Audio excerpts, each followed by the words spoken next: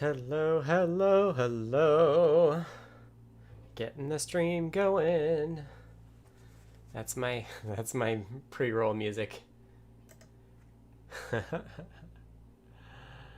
Although there's some local bands I could play while getting going. I think it's easier on Linux here. You don't want to see my desktop. You want to see me?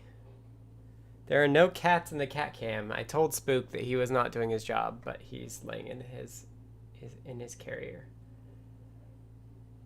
Awesome. Say hi in all the chats, folks. If you can, that would be awesome.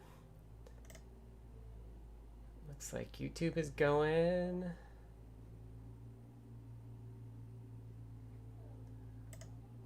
LinkedIn looks good. Well, LinkedIn is going. Twitch looks like it's going.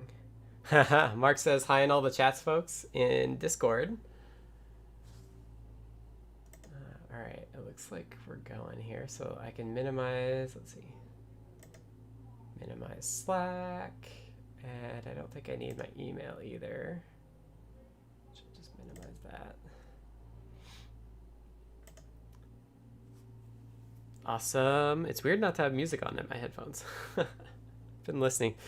Dan got me hooked on Hadestown. It's been a lot of Hadestown recently. Hi, Omar from LinkedIn. Thanks for saying hi. Haven't seen anybody in the YouTube yet, but I did. Hi, Timon is in Twitch. All right, we almost got all the chats. I'm a day early, so hopefully people got the memo. Because I'm going on a hike tomorrow. Bruce says YouTube on YouTube, so thank you, Bruce. I think the latency is going to be a little bit worse than it was last time. There's an ultra low latency setting that I had it on last stream, and it worked really well, except it says, I just noticed it says that closed captions don't happen on the ultra low latency stream, which we've talked about before, and I think is really good to make the stream more accessible. So I've now put it in the middle of the three. It's normal, low, and ultra low, and so I'm on low now. So let me know how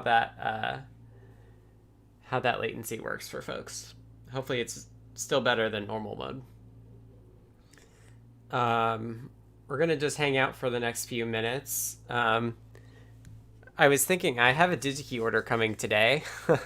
And I've done an unboxing on here before, but I'm not sure it's going to get here in time. If I was streaming on Friday, I would have been able to do it because it's supposed to come today, by the end of today, but I don't believe it's here yet. I've got...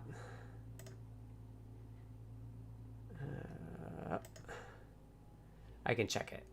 I've got the tracking number. It is coming via FedEx. But it says it's still on the vehicle. So we will not be doing an unboxing today. I am like quite behind on email / GitHub stuff because I had a good chat earlier with some folk, with Jeff. FedEx 2. FedEx 2? Just on FedEx?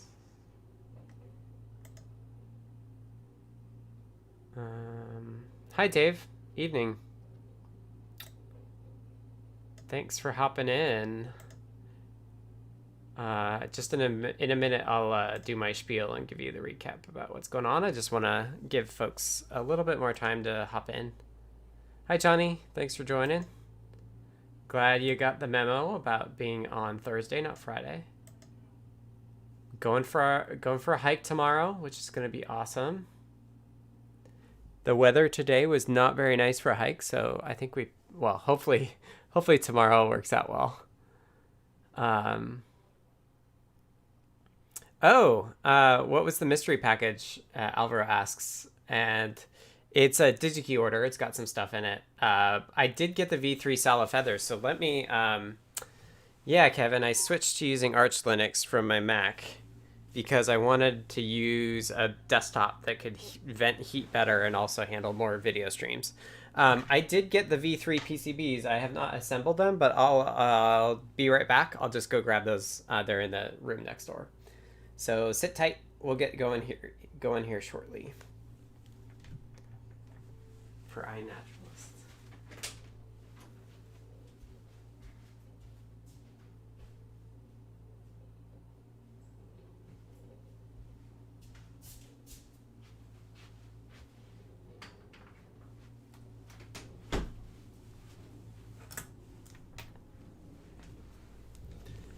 I definitely had a Linux day too. Kevin's asking about it. Yeah, Alvaro, I'll definitely have my cell phone. And I was talking with Jeff earlier, and he was like, "Hey, you should send me a picture of where you hike to, because we're gonna hike up to a lake. Hopefully, it won't be too busy. That's why we're gonna go on Friday." Nice. Hi, DCD. Your Kaluga arrived today. I haven't actually run it on a Kaluga yet. I have one on my desk, and I have just not used it. I like this this breakout that I've got. Okay, it's 2:01.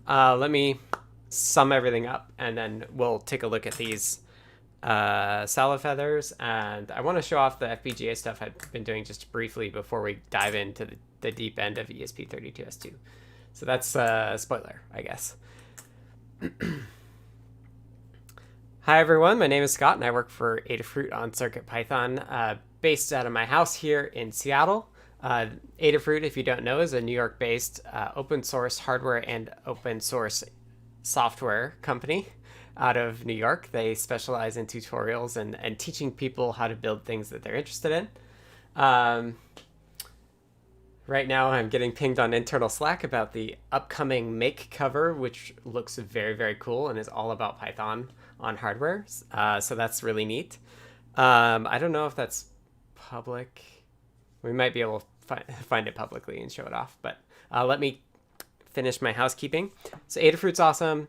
They pay me to work on CircuitPython, which is open source, full-time. So if you want to support them and support me, please go to adafruit.com and purchase something from there and support them that way. Man,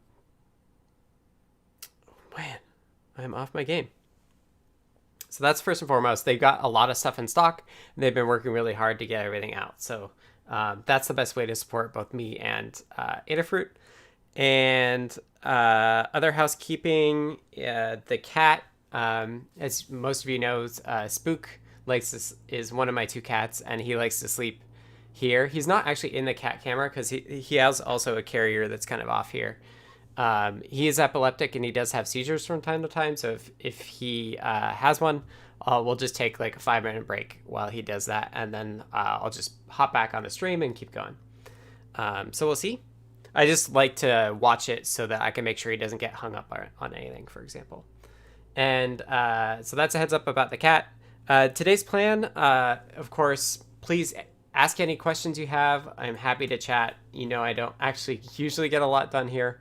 But I'm also happy to chit chat with folks. So first and foremost, ask questions if you have them. Whenever is fine. Second, I did get the V3 Sala adapters that I have not assembled, but I'll show those on the overhead just briefly here.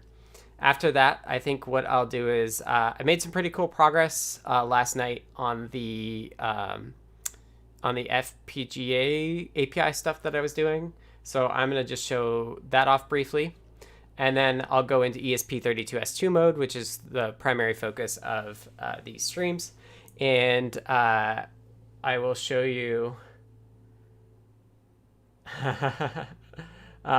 then I'll show you kind of what I've done in the last week, which is get Wi-Fi scanning and connecting working. I've written some ping code. So I wrote the ping code. I think it's right, but I think I'll start with that and just get that working. Basically giving it an IP address and being able to tell whether it's whether your network connection is actually working or not. And so we may have some IP address work, like parsing work to do there as well. If that all goes well, the next big task I have, which I don't really want to start this week, so maybe we'll do some other stuff, is I've got to introduce all the new Socket APIs that I want. So that if we get there, that's what we'll do. But I don't really feel like doing it. I don't like to start something new right before I take the weekend off. So I'm taking a 3-day weekend. I'm taking tomorrow off. And so we'll see. We'll play around, ask lots of questions, and we'll go from there. Hussam asks, do you actually code RTL or do you just use a HSL, which is I think is a hardware high-level language? So many questions. Thank you. Let's go in the order that I did, and then I'll answer the questions as we get to those things. So first, let's go to the overhead. And spoiler, I have an antenna on my Sala here. But I got the... I don't know what is what. I did get the V3s that we ordered on the stream a few weeks ago. They feature this RC circuit here, and it's just used as a like single bit memory to know whether like we y'all are already onto FPGAs, which is great.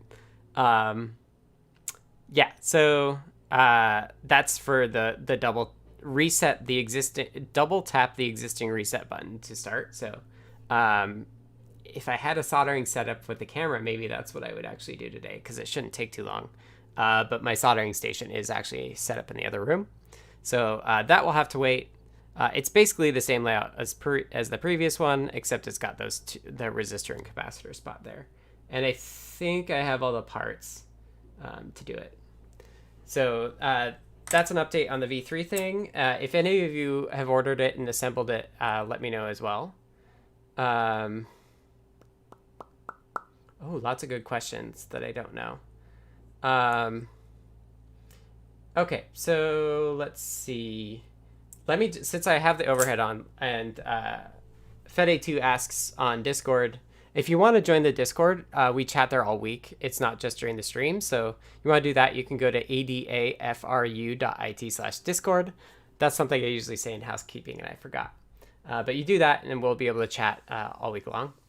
And if you need me to put it in the chats, just say so in the chat, and I'll copy it there. Hi, Barton from LinkedIn. Thanks for watching. So Fede2 asks, any hack to bridge the S2 so that it can use the internal antenna? So on here, one of the things that I realized, I had written scanning code and it wasn't working. It wasn't returning any results. Except when I got to debugging it, I saw one network, which was very strange because I'm in an urban area and I know there's at least like 6 to 12 networks that I should see. And I was like, huh, that's funny. I wonder how I like switch between the two antennas, because this is the Sala, one of the Salas with the IBEX connector on it. And it turns out that it's not that both antennas are connected. It's that one is connected, that the antenna connector is connected, and the PCB one, even though it's there, is not connected. And that's what Fede2 is asking about. Any hack to bridge the S2 so they can use the internal antenna. I think so. I'm not sure where it is. And the reason I say I think so is because I was looking, let me switch here. Oh, I might have to sneeze.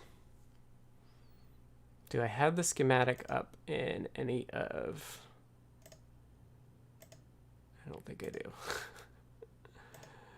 But basically what I did is I pulled up the... I have FPGA stuff here too. ESP schematic. Sala.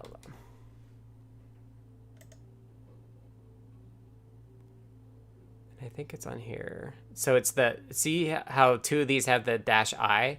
The ones with the dash I are the ones that have the antenna connector on them.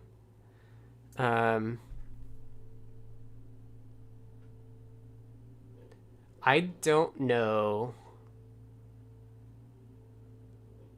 So if we look at the data sheet, let me make it bigger.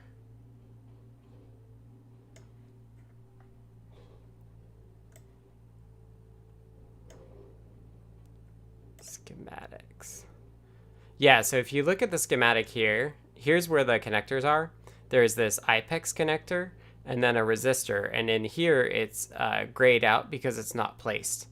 And that's because this is the regular room. And then this R7 is placed instead. And then if you look at the next one, which is the -I schematic, the resistor is placed to the IPEX antenna and not the PCB antenna. So I think if you could figure out where those resistors are supposed to be, it is just a modification to like the parts on the board. But I haven't actually done it myself. I actually just snagged this antenna that I have here. Is one I snagged off of the Portenta, the Arduino Portenta I have actually came with it. So I just snagged it and used it. If you need a part number, I did my DigiKey order that comes today, which is the mystery order. I do have a DigiKey link for that. There's like a tag on the antenna that I just copied. Why do I have one? Oh, huh. I thought I ordered this antenna, but I hadn't yet actually. So it's like $1.73 in singles for this antenna if you need one. And if you figure out how to do the switch, please just like let us know on Discord, because there should be a way to do it. And I didn't appreciate that until I tried to use it and it didn't work. You could probably find an antenna like this in your house, because I think they are pretty common also in like router antennas. They use the same sort of connector and stuff. I also had some like particle dev boards that I think had them as well. Okay, so since I'm talking about ESP, let me answer Sanan's question, because I don't actually know. They ask, is there any library for the sub 1 gigahertz IC used in the Yardstick 1 for the ESP32 IDF? And the answer is I don't know, sorry. Okay, any other quick ESP questions before we talk about FPGAs for a little bit? And I'll wait for the lag. Okay, DCD got the link there for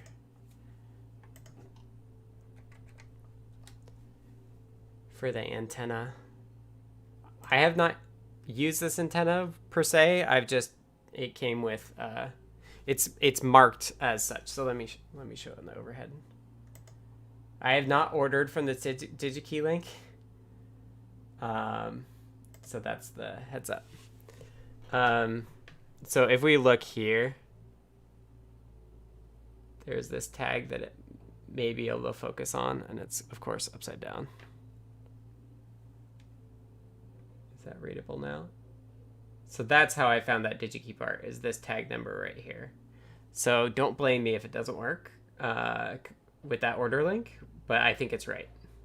I mean, it makes sense. The DigiKey page says it's a 2.4 gigahertz antenna.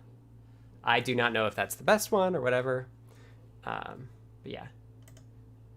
Charlotte IoT asks on YouTube, estimate on Wi-Fi / Bluetooth support. You're in the right spot to know how close we are to getting Wi-Fi working. There will not be Bluetooth support on the ESP32-S2 because the S2 does not support BLE. However, one thing I did this week was I updated the ESP IDF in CircuitPython, and I started to notice that there are ESP32-S3 directories within the ESP IDF as well. So if you want to know more, check those out and keep an eye on the S3 stuff in the IDF repo. And also note that the IDF or the S3 is known to also have Bluetooth. So we won't have any Bluetooth support on the S2, but on the S3 we will have BLE support. I don't believe it has Bluetooth Classic support like the ESP32 does. Because if you wanted all that, you would just use the ESP32 or the ESP32. Here we go. DCD in Discord says this might be the hack you're looking for, which is ESP32 cam connect external antenna to extend Wi-Fi coverage. I don't think that's quite. That might have what we're looking for with the resistor swap. I'd have to check it out. But yeah, if you're wondering when you're going to be able to use Wi-Fi with CircuitPython on the ESP32-S2, you're in the exact great place, because I'm going to get into the details and hopefully push that forward. But the short answer is I can scan for Wi-Fi, I can connect to the Wi-Fi, but I cannot really communicate over the Wi-Fi yet because I haven't hooked up all the socket stuff,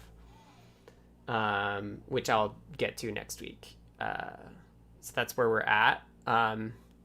If people do want to try it, all my code's open source, even when it doesn't really work in the state that it's in here. So if you look at github.com/tannewt/CircuitPython, that's where all my code goes. I basically use that as a backup. So if you want to see what I've been doing really, really recently, you can go there.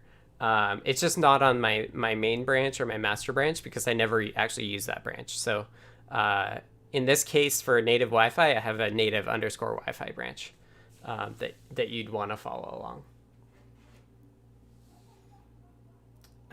Anecdata says, yep, that's it. I have an I and a non-I, and I can see the difference, which is tiny, tiny resistors in that little triangle by the IPEX connector. So that's the difference between the two.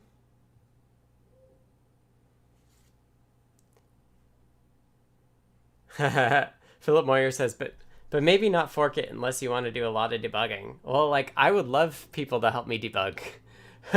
So if you want to work on my branch and help me fix issues, that would be awesome. I've been running into like actual, like, what appears as file system corruption with it, which is a bug that will definitely need to be fixed at some point. So yeah, Bruce S on Discord says, I did build it last night from the native Wi-Fi branch, so that worked, more or less from scratch to see if it all worked. So that's good news. I don't think I have a lot of changes locally. Of course, if I have run into it a couple times where I change like a submodule, but I forget to push the submodule so that people can pull it down. So if you are trying to build my native Wi-Fi branch or any of my other branches and it's not working, just ping me and I'll make sure that like all my local state is pushed out. Oh, there you go. So if you're interested in doing the antenna switch, there's a good explanation in the Discord now. Which I guess I could. Am I showing my desktop? No, I'm not. Here's the picture that's on Discord. So it's like a triangle of pads, and if the resistor is one way, it's an external antenna. If it's the other way, it's the onboard antenna. I don't even see the... They're very tiny resistors. Like, I can only see the pads. And it's a black resistor on a black board, but... yeah. Brent says, I've been trying to do the PSRAM in your native Wi-Fi branch with no luck. What do you do to debug? Yeah, that's a great question. I do a lot of printf debugging, especially with the ESP32-S2. Yep, print statements. Huh. Bruce says it built, but there was some error with the microchip submodule, which is odd. I don't know. One thing that we could consider is actually doing... lame, yeah. You could try, like, I showed last week or the week before that you can actually, like, JTAG to it, but I didn't know how to navigate, like, the free RTOS level of threads and stuff. But yeah. Print statements never fail. Well, they're almost always useful. They're almost always available. Let me turn the room light on, too. It's kind of dark. Maybe that's a bit better. Okay, let's talk FPGAs, and then we'll get into the weeds of ESP32-S2, because I'm not going to modify anything for the FPGA stuff. Thanks for the DigiKey link. It looks good enough to place an order. Awesome. Okay, so just to recap for folks who want to talk CircuitPython and ESP32-S2, Shifting gears just to briefly, I got the orange crab, which I do not immediately see on my desk, although I know it's on my desk somewhere. But it's a feather form factor. Oh, this is what I can show. Let's go to the overhead. Since we're talking FPGAs at the moment, we'll just leave that ESP there because it's all plugged in. But one mailbag I got is I was talking about the FPGA stuff, and Peter from 1Bit Squared was like, "Hey, I want to send you one of these, which is an icebreaker Bitsy, and it's an Ice40 UP5K, I believe, which is one of the more powerful but not super expensive FPGAs from Lattice that's well supported with the open toolchain. I think it's got both a SPI flash and a PSRAM on there as well. And he just did the first run. It's got USB-C on it.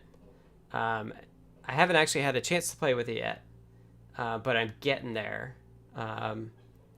So that should be really exciting. I believe the USB is also connected straight to the... I'll pull it up in just a sec. I think they're out on this run, but I'll show that to you. So I think the cost is $35. Switch to the overhead or to the desktop, and we'll pull it up. 1Bit Squared.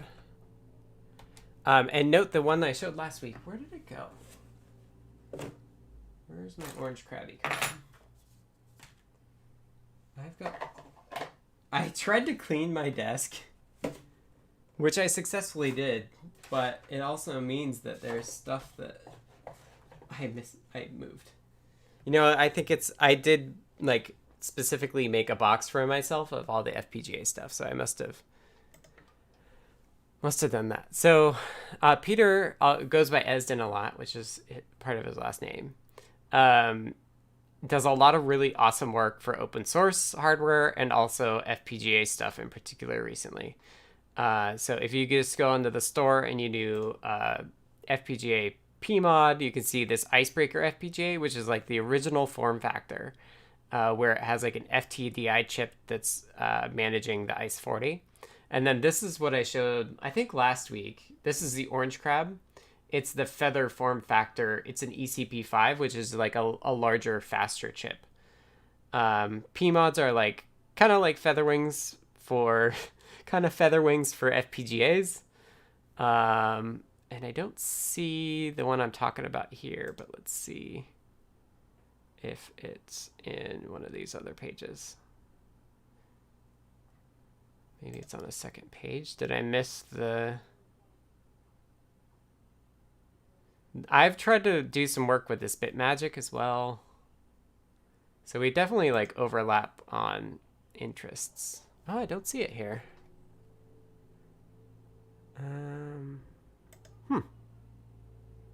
Sneaky, I guess. Maybe you only sent the link out to the Discord. Oh, here it is. Icebreaker Bitsy. It is sold out. $35. It's got the Ice40 UP5K, and it's this weird number of 5,000 logic cells, but it's nice because it actually has they just use the RAM instead, which is really pretty cool. So it's pretty capable. I think it's kind of like you could get like Cortex M0-ish performance out of it. So yeah, I'll link it to that.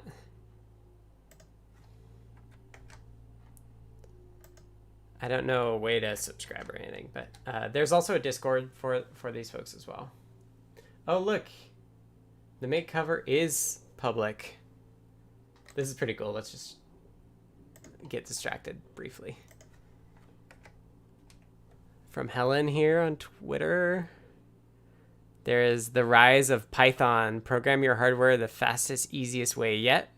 And it's the Python on hardware section is written by Helen, who actually interviewed me for this too.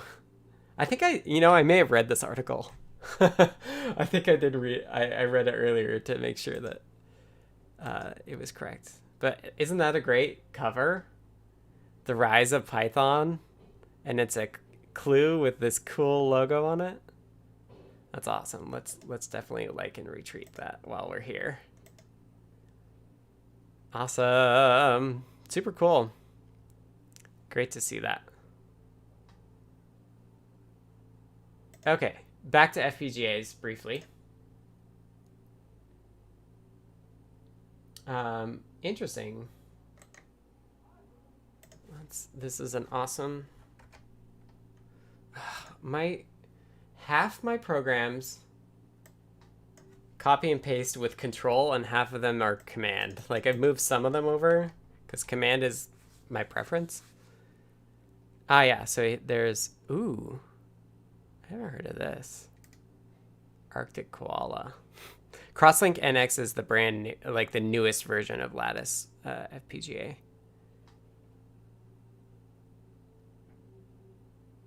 Ooh, 384.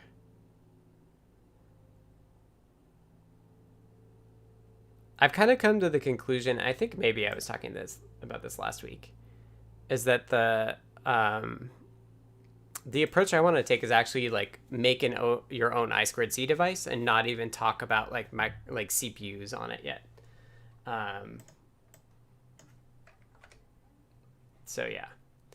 Okay, so trying to be quick about this FPGA stuff because I think most people are here for the yeah, thank you, Timon. Also posted Helen's Twitter status.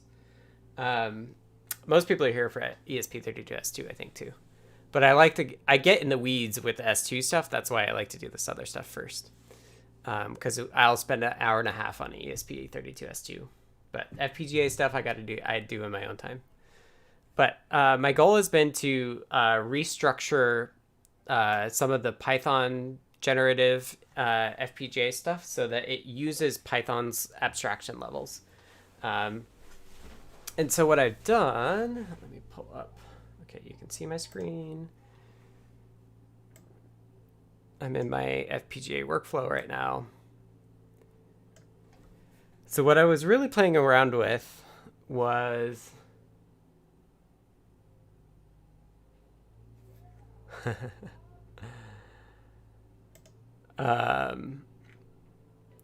so this is kind of what I'm going for with this redesign. Bruce says I have an ambition to do FPGA stuff so far not realized. Yeah, I'm kind of with you. It was always kind of like a little too hard. But the open source FPGA folks have been doing really awesome work, like moving it and making it easier and easier. And Dylan says, I think it's Dylan. D-Land says, I'm here for the deep dives, whatever they are. And Philip Moyer said the orange crab looks cool too. It's definitely cool. The orange crab has 128 megabytes of DDR3 RAM next to it, which is pretty wild. It's a lot of RAM, at least for CircuitPython. So this is kind of what I'm going for. And if you've ever looked at the CircuitPython drivers, a lot of them are structured this way as well, where for your peripheral, which you could compare to like a BME 280 or 680, like something you would plug in over I2C. It's very similar. It's just you're not talking over I2C. You're talking over like a lot more wires, generally. And so what I'm trying to do is structure this in the same way, where you just say, I have this register. It's called this, and this is for a static half word. It's just like at address 0. I'm just going to put this random value. Address 2, I'll put this other random value. And then it can get a little bit trickier. So this is a timer. So this is just starting at a number and counting down every clock cycle until it hits the bottom and then wrapping around. So reload here is like when it goes back up to the top, what value does it start with? Enable turns it on and off, and then value is the current value of it, which you can also write. So you could theoretically switch it. And then I was playing around. This stuff doesn't work yet. With this aggregate event stuff, which is similar to like one thing. Oh yeah, Philip Phil Moyer says, by the way, you can provision FPGA boards in your Azure subscription. Price, EBIT, an option. Personally, though, I'd rather have the physical device. And Fede2 says, I recommend Ice Studio for starting with FPGAs. You'll be playing with logical gates and LEDs in no time. Yeah, it's kind of like a visual editor for that stuff, I think. I'll have to play around with that because I feel like that's one thing that I struggle with the FPGA stuff is like understanding how everything is connected or not connected, but should be. But let's keep going.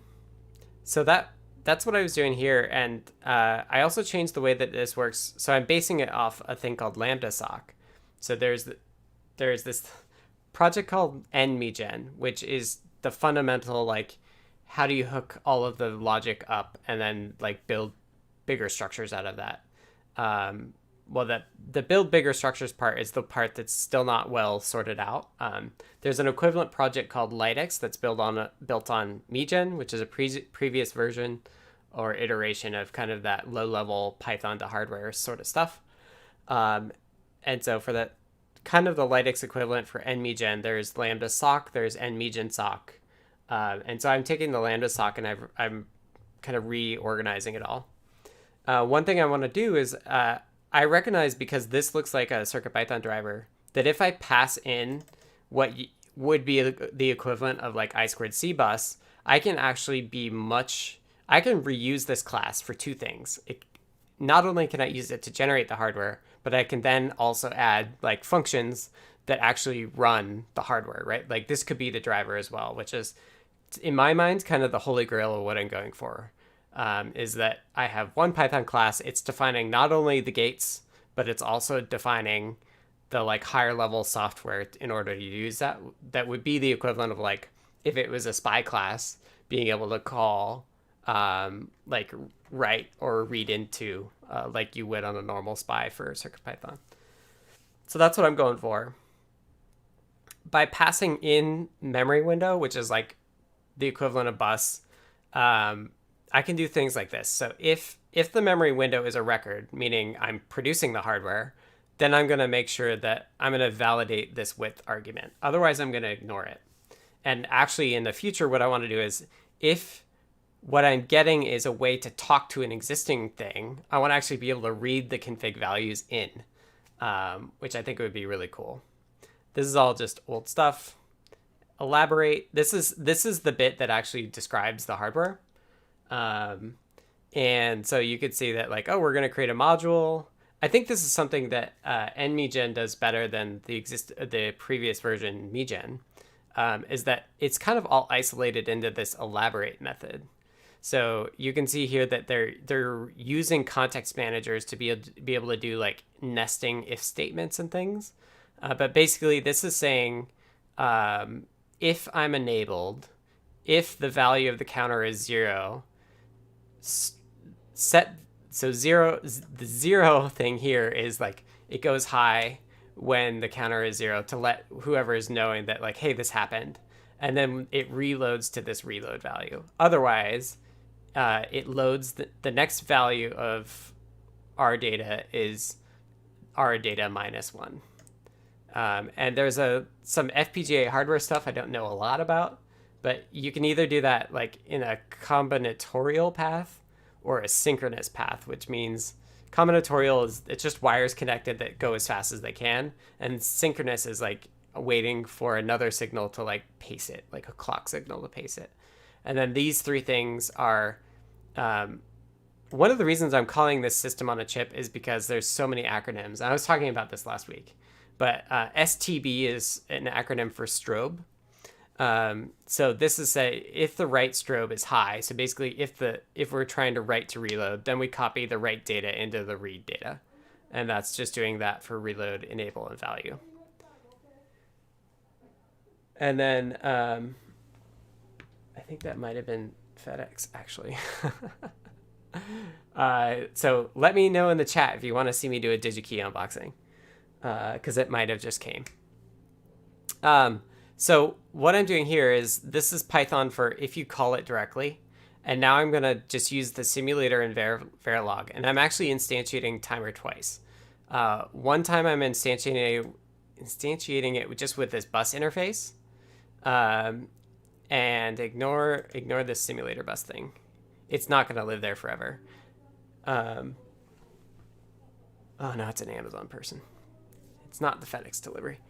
Okay, so then the second time I'm instantiating it again, and this is all new from last week. But this is the like second mode of like I'm just talking to a version of this peripheral. Where I'm giving it this simulator bus, which has access to both the simulator and the bus that I handed to the original version. So now I can do things like, as I write out to this VCD file, which is, I'll show you in just a second, but it tracks the state of kind of like all the wires in the simulation. I'm able to load this value and then write the read load value and the regular value. I can basically use it like I was using it from CircuitPython, reading and writing those attributes. And then I'm also converting to Verilog, which I won't talk about. But let's take a quick look at this VCD file. So if I open, there's a program called GTK Wave. I think there are other programs that work as well because VCD files are not unique to this program. But if I just say open new tab, and I think it's in System on a Chip timer, and this will just be from this morning when I ran it.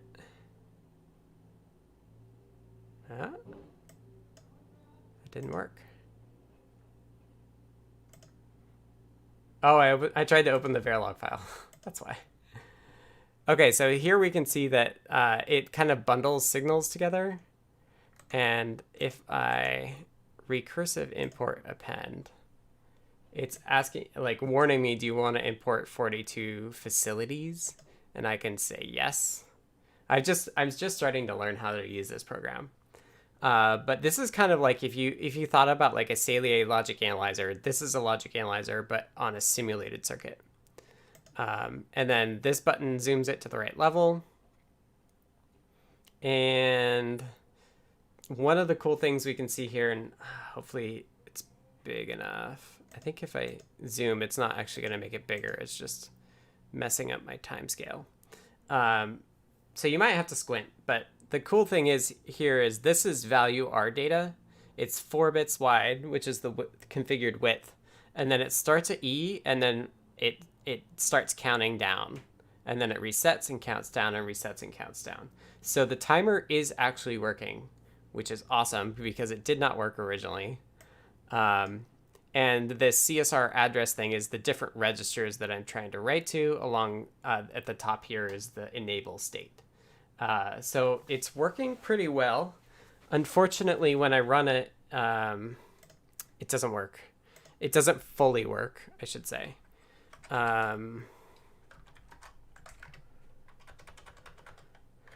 Some of the folks on the NMedia IRC channel has been helping me out, so thank you to those folks.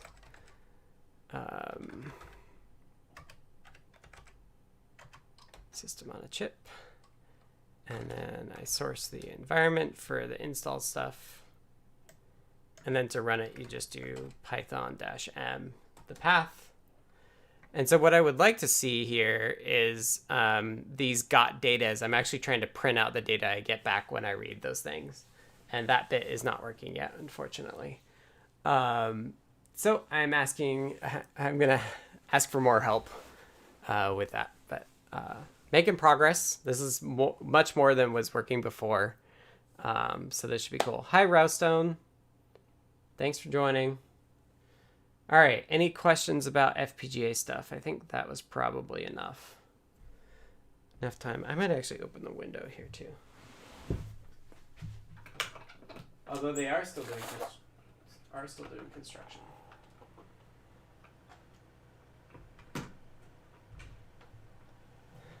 It was kind of exciting yesterday.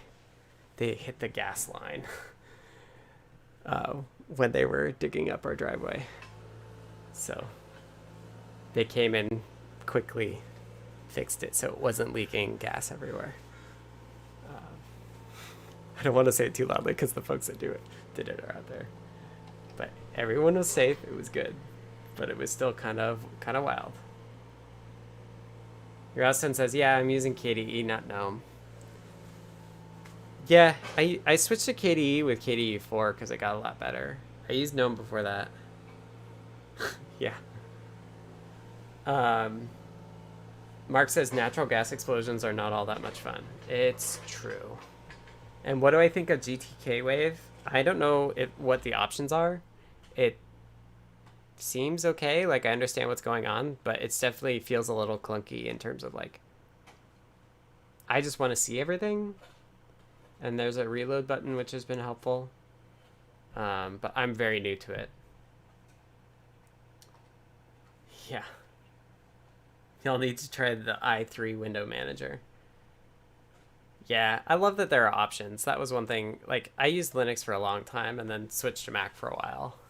If I could get a cheap Mac desktop, I'd still be on Mac. I'll tell you that right now. But it makes so much more sense for me. Like, you get so much more power out of like $1,000 on a desktop than you can with any sort of Mac stuff. All the lower cost Mac stuff is in a form factor where it's hard to get heat out. Fede2 asks, do you have any intended uses for this I2C sock? So yeah, so what I've been thinking is that, to get into FPGAs, we really have to target simple, helpful, and inexpensive.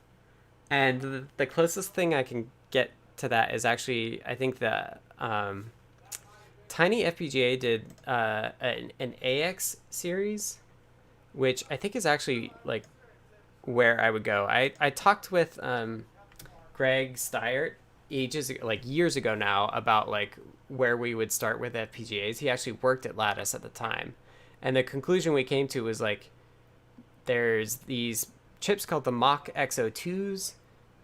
They are not supported by open tools currently, but they have a lot of advantages because they are some of them, like if you get the right version of it, they can run with 3.3 volts by default, which is like what we typically use, or we know how to get 3.3 volts really easily.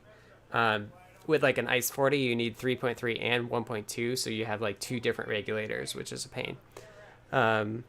It has flash in it, so once you load your gateware or your bit stream, like it stays, so it will stay acting like the thing that you made it act like. They're pretty inexpensive considering that like they don't need a lot of support circuitry. And you can load their the bit stream or gateware over I2C, which is really cool. So what I had in mind for that was if I could hit a $20 price point for like a stemma thing where there's just like 16 IO, 8 on each side of the stemma thing, and then you can make those 16 IO do whatever you need, whether it's NeoPixel outputs or keyboard intersection stuff. That's what I was really interested in. It could be a really good way for people to get into FPGAs at a low price point and then like kind of at the simple level too. The other direction that a lot of people are going at, well, FPGA folks tend to go the very much like, I want to shuttle a ton of data and analyze it really quickly. But then there's also that, like where I'm at is kind of like I want to make my own system on a chip, which is cool too. But it's like you can't without getting into a very expensive FPGA, you can't really match the performance of like a regular integrated circuit system on the chip. So it's kind of hard to justify. Like if I could spend, $2 on an IMX RT that's 500 or 600 megahertz, like why in the world would I spend like $150 on an ECP5 board that I don't know if it can even hit that frequency? And then, so yeah, it's trade-offs. But I think the low end is like, if I can make this like stemma I2C FPGA board where you can take one of these peripherals that like this timer thing, and then I can make a bridge. So you just over I2C, you talk to it just like I'm talking to it. I think that would be kind of neat as a way to start. So yeah, Ryan G says, I like the idea of a peripheral SoC. I was working on a Verilog project that uses an I2C to wishbone bridge with the idea that it could handle real-time stuff like PWM motion control for a Pi. Exactly. That's exactly what I'm thinking. Like, you basically just map, like, I2C, right byte is your address, and then do whatever you want to it. So I think that, like, having that be really easy would be very cool. And then there is also the problem to think about of, like, it would be good to not have to build the bit stream or the gateware kind of if you just want to use a particular, like, the idea is that you have, like, this stemma board that can be whatever, but only some people are going to want to actually, like, generate the gateware themselves. So I think there is also a piece of, like, how do we pre-build it and just ship it so that if you say, I want it to be this, we just load it. We don't have to worry about, like, installing all the toolchain stuff. Yeah. Alvaro Fede2 says, having the bitstream in a local flash sounds nice. Rebooting FPGAs is not. Yeah, so the Mach X02s, so if you look at Tiny FPGA, I don't think they're available anymore. But his line here, like this A1 and A2, they're pretty small FPGA-wise, like 256 logic cells and 1200. There's not a whole lot you can do, but look at the price, $12 and $18. And these are ones that you can load over I2C as well, as long as you don't turn it off, which is a danger. But that's pretty cool. So I think that like even the ICE40 version is $38, and the Icebreaker Bitsy that I've got here is $35 as well. So I think by having just another tier below where it's just like very basic peripheral PWM style stuff, I think that would be a good on-ramp for folks. So yeah. All right. I could talk about FPGAs a while, but that's not what Adafruit pays me for. Not yet, at least. Lamore has carried a number of FPGAs before, and they've never sold that well. That's why she's a bit hesitant. But yeah.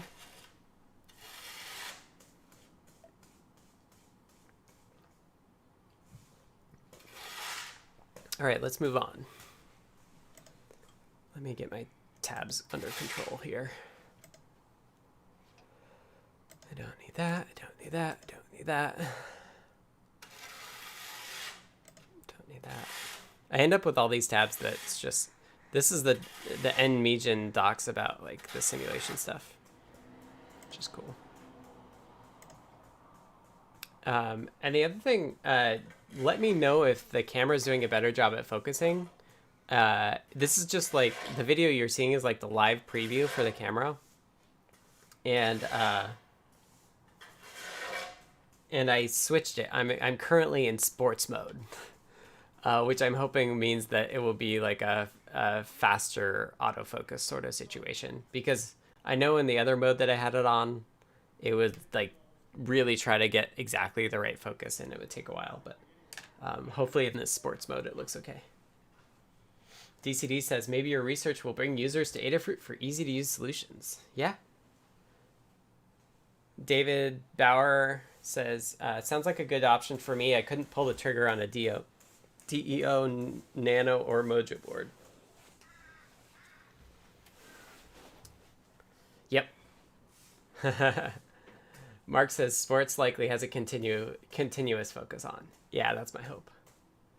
I was almost tempted to buy a whole new camera just to get better focus, and then I was like, maybe I should mess with the settings first, considering it's just in this small box in the corner most of the time. Instead, I'll spend it on FPGA boards. One of the things I ordered from DigiKey was the Olorium Evo 51, which is pretty cool. Arduino V3 today. Nice. All right, let's switch gears. Where did we leave off last week? Somebody want to remind me in terms of ESP32 stuff? Was it the scanning, but the scanning wasn't working? I think the scanning was even crashing, if I remember right? I don't remember. Anybody remember how far I'd gotten with scanning? Quick switch. I wish it was this easy to switch my brain. Cancel. I don't know what version of all these files I have. Ah, perfect. Thank you. Fetty2 says, I guess we could rewatch. Okay, so Fetty2 says the learning curve for FPGAs is huge and there aren't any good sources for docs. There's a community called FPGA Wars, but they mainly create content in Spanish. FPGAs will likely sell like bread when they're at least as easy to use as Arduino. Hopefully as easy as CircuitPython. And yep, mid crashes on scanning. DCD said you just changed the initialization from 0 to default. Yeah, so this reminds me. I think what was happening is we were getting the generic error value back, right? The -1. I remember what I did to fix that. Okay, let's pull that code up. Let's make sure I'm on the right branch before I start snagging stuff. Git status. It's always your friend. Here's my pin code. I started sketching out socket pool, so it probably doesn't build at this point.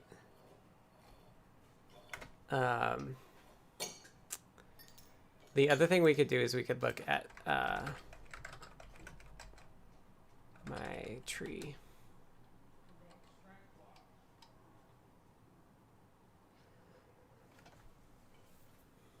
Yeah, one of the things I've been pushing the FPGA folks on is to do the direct connection from USB into the FPGA so that we could actually do like a USB bootloader sort of thing, which we're finally starting to see. So we could do proper like system on a chip with CircuitPython on it. Bruce, post the error. We could do some live debugging here. That's one thing we could play around with too. Of like if any of you want to do like a co-stream or something where you want to get help on stream, we could experiment with doing that too.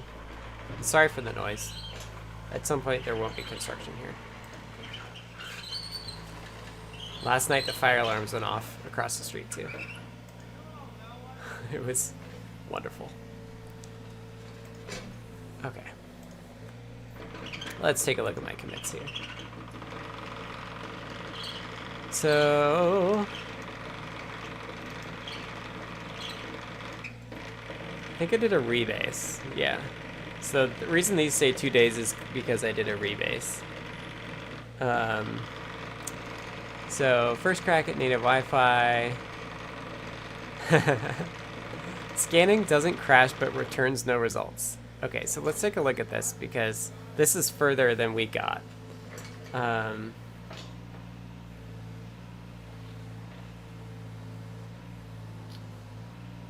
Yeah.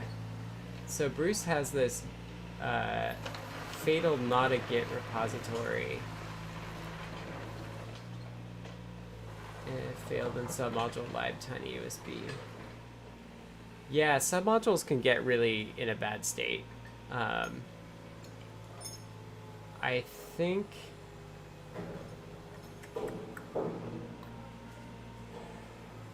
you can de-init them. So you can do git submodule de-init the path to the submodule. That can help. But I think that it probably leaves this shadow in the git modules directory also. The fastest way to fix it might actually be to just re-clone it down and start like in a fresh new git directory and stuff. But yeah, submodules get pretty hairy if you're switching between branches that change submodules, which doesn't happen all that often, but yeah, when it does, it can be pretty disastrous. Oh, it was from a fresh clone. One thing you could do, well, no, wait, you might have to do recursive. You might have to do git submodule update dash dash init dash dash recursive. But I didn't think that was the case. And in fact, I don't recommend it because there are submodules in TinyUSB you don't actually need. Okay, Bruce did that too. Yeah, maybe try a fresh clone again. And maybe somebody else will try that too and let us know. Okay, so let's go over this.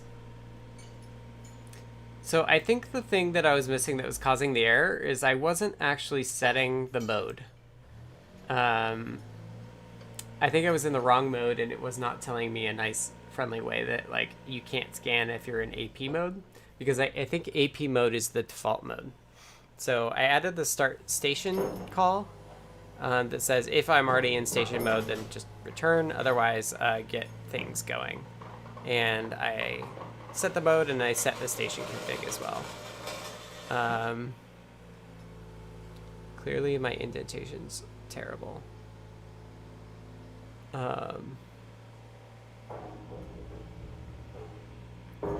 Set enabled. So I'm also calling Wi-Fi start here. Yeah, so I'm not I think I was calling Wi-Fi start.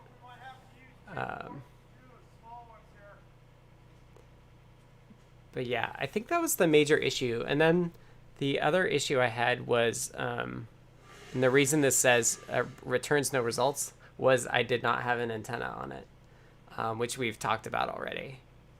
I basically came to it on Monday, and I got one result, which was weird. I got the result that is my Wi-Fi network, but I was like, that's really strange. Like, I should either get all the results or none of the results, in my mind. But I was like, I wonder if I have the I had seen some APIs for like switching between antennas, and so I was like, oh, maybe I need to do that. Maybe I'm set wrong. So I pulled up the schematic we looked at, and I was like, oh, like I can't actually control which antenna it is. It's just not using it's using the antenna connector. Me6, it's the my native Wi-Fi branch. So if you go to github.com/tannewt/circuitpython, and then it's native Wi-Fi is what it's called. And yeah, you're welcome to play along at home. It's in a reasonable state right now, I think. Obviously, I have a few changes in mind. Cool. Let's see, what else did I do? So the next thing I had to do was, is there a problem? I'm trying to remember everything I did. So if scan networks is done, we free, but we only free if we actually had to allocate results. So the advantage of not getting any networks back was that I could test the case that no networks get back, and that I'm like not trying to free a null pointer, which was good. This was an error where if I found no results, I wouldn't actually end the scan after the last channel because I didn't set self-scanning equals false.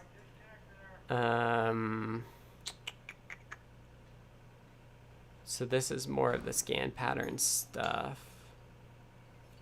Either finishing or continuing. And lots of debugging. Printf debugging. Capturing the net interface that was created. Nice. And then destroying the net interface here at the end. And setting it back to null. Changing the heap. I was having a problem where if I ran it once it worked, but then when I restarted it ran into memory issues, so I just cheated the heap size, which I think I might have done last week. More debugging. That's one of the branches. Yeah, so then come Monday, my goal was to, now that I'm scanned, now I want to connect and how do I know I'm connected, but whether I need to read my IP address as well. So this is unrelated. This is a fix to reduce those LEDC errors. Basically saying like if the channel's already reset, then just don't reset it again. Yeah. So when scanning a network, we had this network class, but it only had get SSID that did nothing. So I fleshed out getting the SSID and the RSSI in the channel. So you can print that out. And I wanted to add the ability to connect, give it a channel on connection. And the reason that is that when it goes to connect, it does a scan again. And each channel to scan costs 150 milliseconds. So if you're looking for a particular SSID and it's like channel 6 or 11, like it's going to take a while to find that. So by giving the option of upon connection telling us what channel it's on, it means that the ESP should be able to scan the correct channel and then connect much faster than like a second or two potentially. Although I don't think I have that hooked up. Oh, I do. It's hooked up here. But my code.py doesn't use it yet. So when you get the scan result, the network will know what channel it's on. So you could then snag that and give it back when you do the connect. And of course, like an SSID can actually be on multiple channels if you have multiple access points for it, which is the case here. I have a router upstairs and a router downstairs in the garage. So we'll hear both of those. And maybe let's just stash my changes and just see if it works. Because I don't think it's going to work with my current changes. So I think the computer restarted since last time, so if I just do a straight up make, it's not going to work. Which, is silly, but I was having a lot of USB issues earlier, so I'm happy it seems to be going okay so far. But yeah, I can't find GCC. So the way to get around this is go into the IDF, I do export, and then export again. And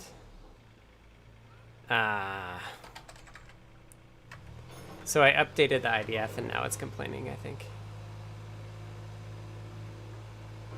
So let's do that. It might take a little while. I got fast internet though. Zoom.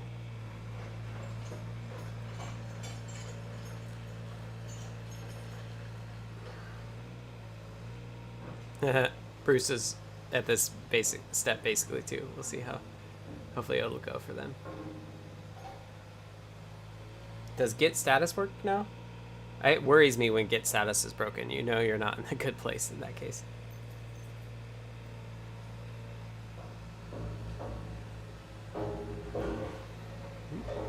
They're covering the trench.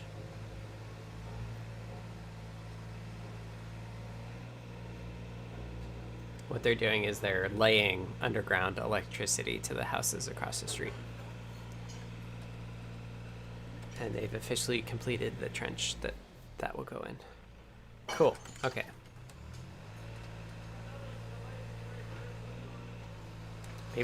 Maybe that's what I need instead of cat cam. I need a out the window camera. I don't know if the cable's long enough.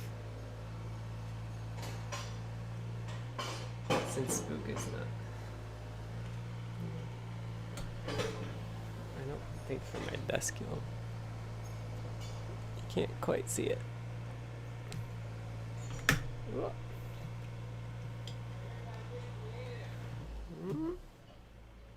There we go. That's what I'm referring to. They're covering the trench. I can't hold it like that though. So it'll go back to being cat cam. Even though there's no cats in it.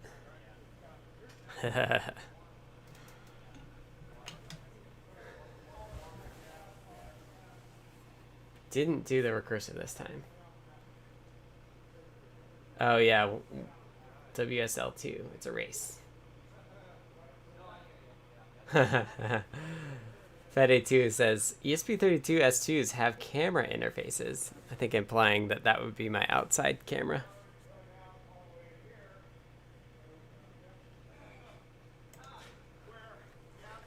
Okay, cool. So the build worked.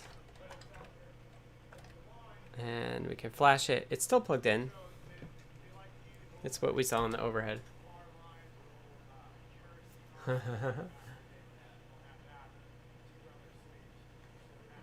Anecdata says, expose AP Wi-Fi off mode from scan 2. I don't yet, but I will. You could. I'm really trying to keep myself like super focused and really trying to do like the minimal stuff, because then you can come along and add like off mode and stuff like that.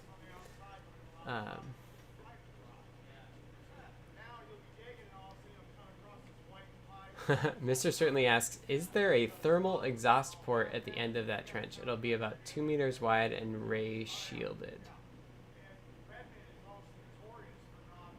I don't think so.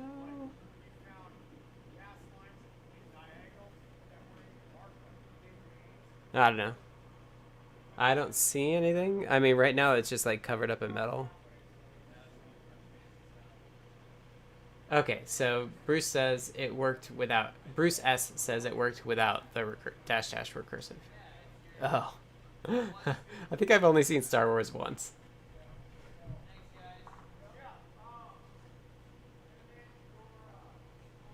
Yeah, ESP32 cam. I had the Kaluga comes with a camera too. We might take a look at it. Not me, but probably Phil B, I think. There are a nice couple of dozen reasons why S2 is cool. Yeah, I've been pretty impressed with it. So if we look at the output here, we can see a lot of Wi-Fi output. So let me just click my USB cable and get us off back on the desktop mode. Off cat cam. And we'll do screen, and let's just do Control D to run it again. And you can see the Wi-Fi networks around me. I'm aware that this could hint to you a little bit where I am. But don't dox me, please. And we can see that I got an IP address here. So I am connected, which is great. The IP address actually took me a little while because Python has an IP address class that I want, or a module that's relatively new in 3.3.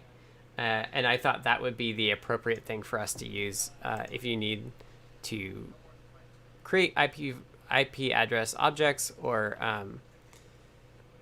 print them out in particular. Like all that logic makes sense to centralize into an IP address class, which I added. If I go back to here. So Radio Connect does it actually waits for the status to be set, so connected or disconnected. If it's disconnected, it'll fail and return false, which I think I might want to make it an exception. Wi-Fi is a bit weird in that, like, I think when you call connect, it should properly connect. You should get an IP, but then like if you lose the connection, I think we'll just try to silently reconnect. We won't force you to call connect again. We'll just kind of like keep it going from then on. So adding the ability to get the IPv4 address, you can see that like, you can check if the network is up, we'll return none if it's not. And then we get the IP stuff, we convert it to an IP address object. And I actually do that allocation every time, which is, I was debating whether I should hold on to it and like cache it, but I was like, I think just leave it. Okay. So on reset, we want to do a free. Sorry, I like watching the construction. They're talking about stuff. Okay, so let's see, where are we? We're in Dunder init, and this is the thing that is taking the events in and doing some stuff with it. Otherwise, it's just printing out things. So one thing I wanted to do that I haven't done yet is that if we're disconnected, we want to try to reconnect in certain cases, and in other cases, like we actually wanted to shut off, we shouldn't reinitialize the connection. So I have kind of like a to-do for myself to do that, and off mode change too, which I'm not doing yet. And then this is the thing that tells us we got an IP, but I don't actually pass the IP over this way. I mean, I have this print statement for it, but you can actually just fetch it from the net interface again. Bruce S said, I could flash the cucumber, I think. And I was like, I know there's a board called the cucumber, but I still think that's a funny statement.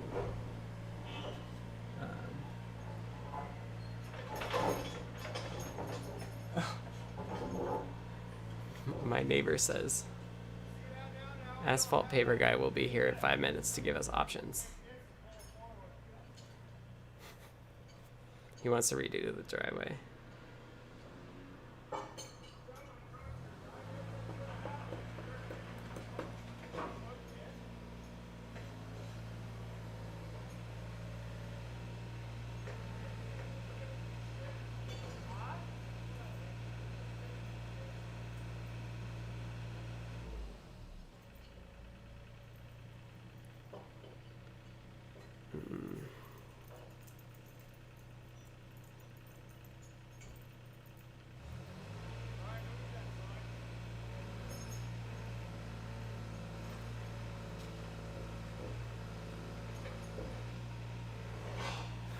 Sorry.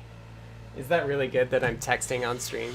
You all are so patient with me. Okay. We're recapping. This is me, I've been having file system issues, so this is me checking all of the error codes. Because I thought that it might be at the partition like right level that I'm having the issue, but I haven't seen any of these come up, so I don't think that's it.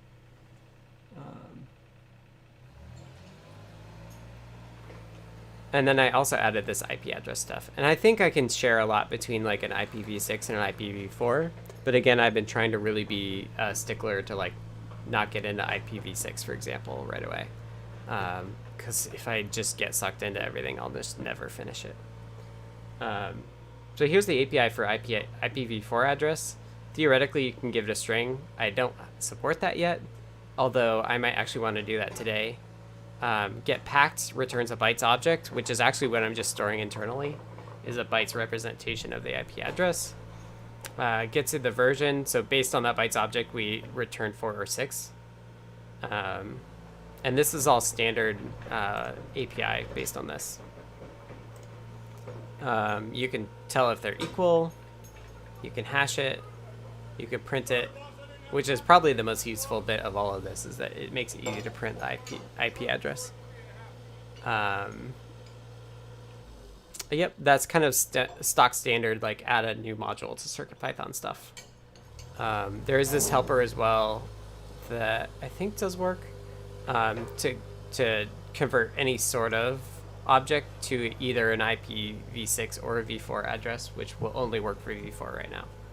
But you know, our principle with CircuitPython is that it should work like CPython, but not for everything that CPython can do. So you should be able to take CircuitPython code and use it in CPython just fine, but the reverse is not necessarily true. So if we only support IPv4, we still hold true to that statement of we work like CPython does. It's just a subset. Updating comments, adding RSSI and channel, connect.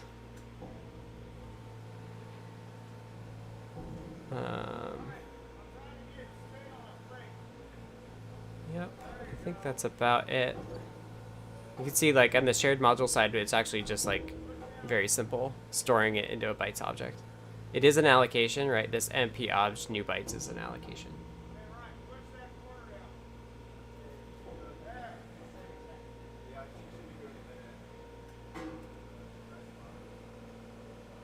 And that's it. That is all the changes up until the point that, well, no, that's not true. I updated the IDF as well.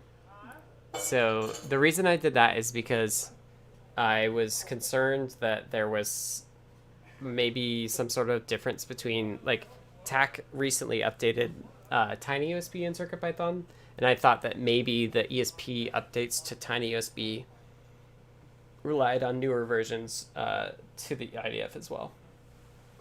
So that's one of the reasons I wanted to update it. The other reason was I just thought it was time to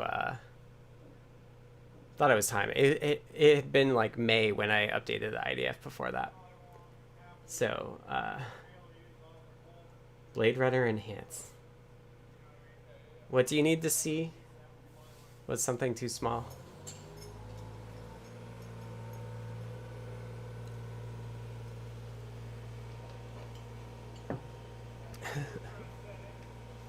Okay. Yeah, so I updated the IDF. Okay, thank you, Bruce. I had to add this new ROM API thing to link in there. But besides that, it wasn't too hairy to update, which is good. Those link errors are not fun to debug. So we got 45 minutes or so.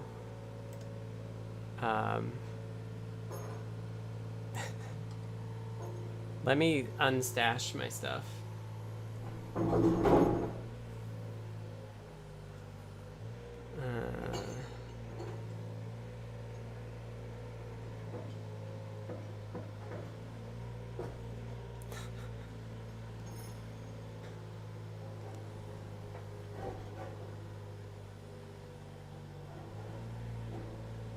I can't talk to him about this now. I could yell down to him like, I'm busy. Okay, let me unstash. So this all works. The next step I wanted to do was add a ping, be able to ping. So actually, before we disconnect everything, let's pull it up in Dolphin, and I need to change the default for this file type. Let's actually just try to add a ping here. So after we get our IP address, let's print ping, and we'll do Wi-Fi radio ping. And this is where it gets a little wonky right now, because I don't think it'll work. I think what I want to work is I want IPv4 to equal IP address, IP address. Let's just do this. This is going to be more helpful. Let's do 8888. So I don't want ping to take a string. It's interesting because there's no CPython API for ping, so we have some flexibility here. And I think with this one on the radio, I want it to be pretty narrow. So I just wanted to do it at the IP level, even though usually also will take a host name. The host name lookup, I think I want to just put on the socket pool, and then you could pass the IP there to ping from there, if that's really what you wanted to do. So this is all I want to do for now. And it's going to run again, and we'll see if it'll crash. Right.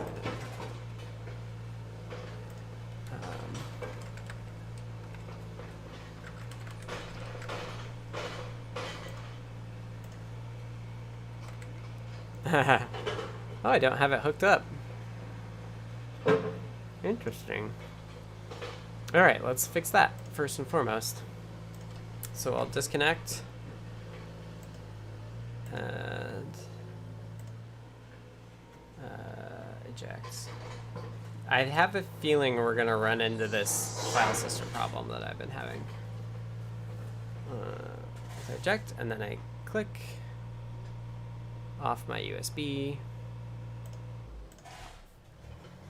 You know, I think the IP address thing is that I'm not actually... I don't have it enabled. So here you can enable modules, and there's this CircuitPy Wi-Fi thing. So So I want to also, I think, say in here, so in here. Yeah. Oh, so it should be enabled here. And then let's see. There's a giant list of modules, which is where it looks when you do that import, which is usually by this. So the entry, sorry, you can't see it all. View, word wrap. This mapping here from QString to module is what is looked up when you do an import. It's part of what's looked up in an import, at least for the native stuff. And then, yeah, we have this IP address here, there, CircuitPy IP address module. This has to be placed further down in this file though, which might be what I forgot to do. Yeah, it looks like this is why everything should be alphabetically ordered, so you know that it's easy to check. Is there a way to dump the file system from the board so that if there is a file system corruption, that image can be used to see the difference? And when does the file system get weird? Yeah, I have some trouble figuring out when the file system tends to go bad.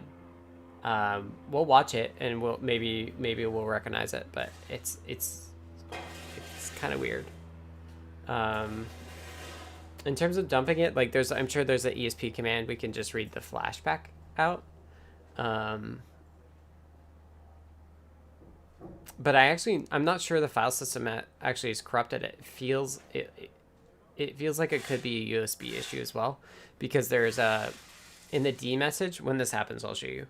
In the D message, there's a statement that says like inquiry response was too short, which is like a SCSI command under the hood. My phone is interrupting me today. Just got a spam call. All right, so let's rebuild and see if we got IP address running.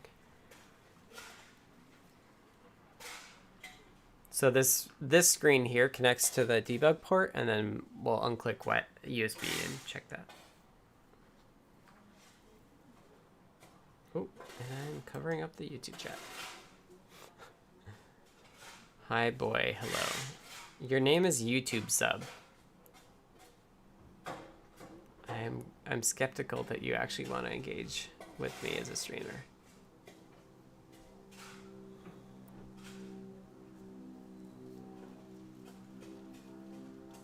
Building, building, building. Oh, you can't see the bottom. It's building. Hopefully we'll be able to import IP address now.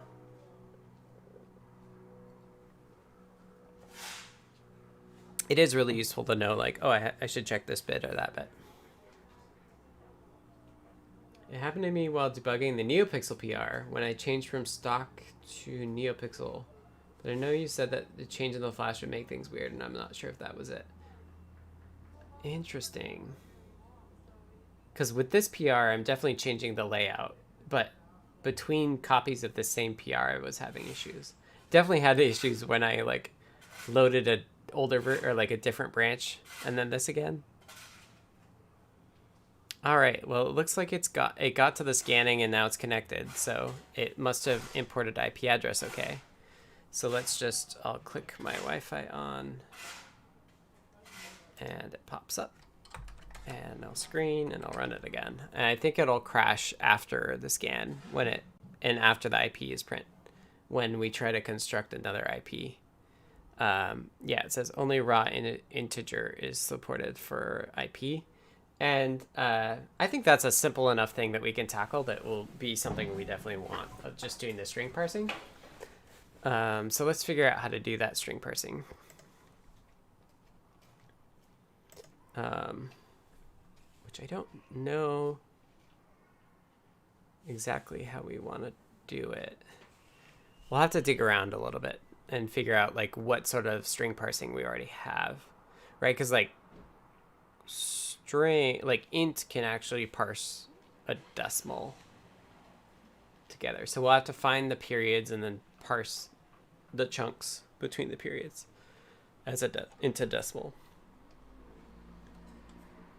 Corey Lucas says Canadian neighbors. Are you listening to my neighbors?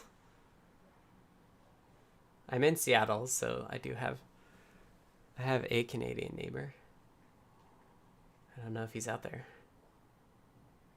Oh, Canuck Wi-Fi. Yeah, I do. Yeah, that's probably my Canadian neighbor. Because he's just like a house over. So that would make sense. I was thinking about that. Nobody's guessed what my Wi-Fi is, but I guess that would be easy if you look at the RSSI. Guessing which one's mine. It's actually not that easy. The strongest signals are Skylab and Netgear 2.6. Are both minus 62. I showed you my example code though, right? And it has both my SSID and my password in it. Which I figure it's I only use that password for my Wi-Fi, so I don't care if it gets shared. Okay, so let's do our little dance to stop. And now we're going to try and find some parsing code. Because I think we can all agree that that would be most useful. Oh, Cucumber. Cucumber is great. It's such a great name. Bruce says the Cucumber flashed and is working with whatever code version was on GitHub just now. YouTube sub says, how old are you and how long did you start FPGA? I am 34 and I've been wanting to do FPGAs off and on for years, but I've never... I guess the first time I heard of an FPGA was in college. I did do like some very basic FPGA stuff there, but it didn't catch. I didn't get hooked on it at all because it was all closed source, kind of bad experience stuff. And at the time when I was in college, I was like not interested in the lowest level like I am right now. I was very much of like, I'm going to be on a cloud on all these servers doing this large scale stuff. It's only in the last 4 years that I've been really interested in the opposite end of like how memory works and all that. Bruce says, I like that the Cucumber board has 2 USB sockets and a few I2C peripherals on the board. Makes it super easy to explore. Yeah, USB connectors. Okay, so that worked. Let's not get too distracted. Like I already have been. Oh boy. So where do we want to parse the string? This is shared modules, and I don't know why it's different. But probably not there. Even came with an antenna.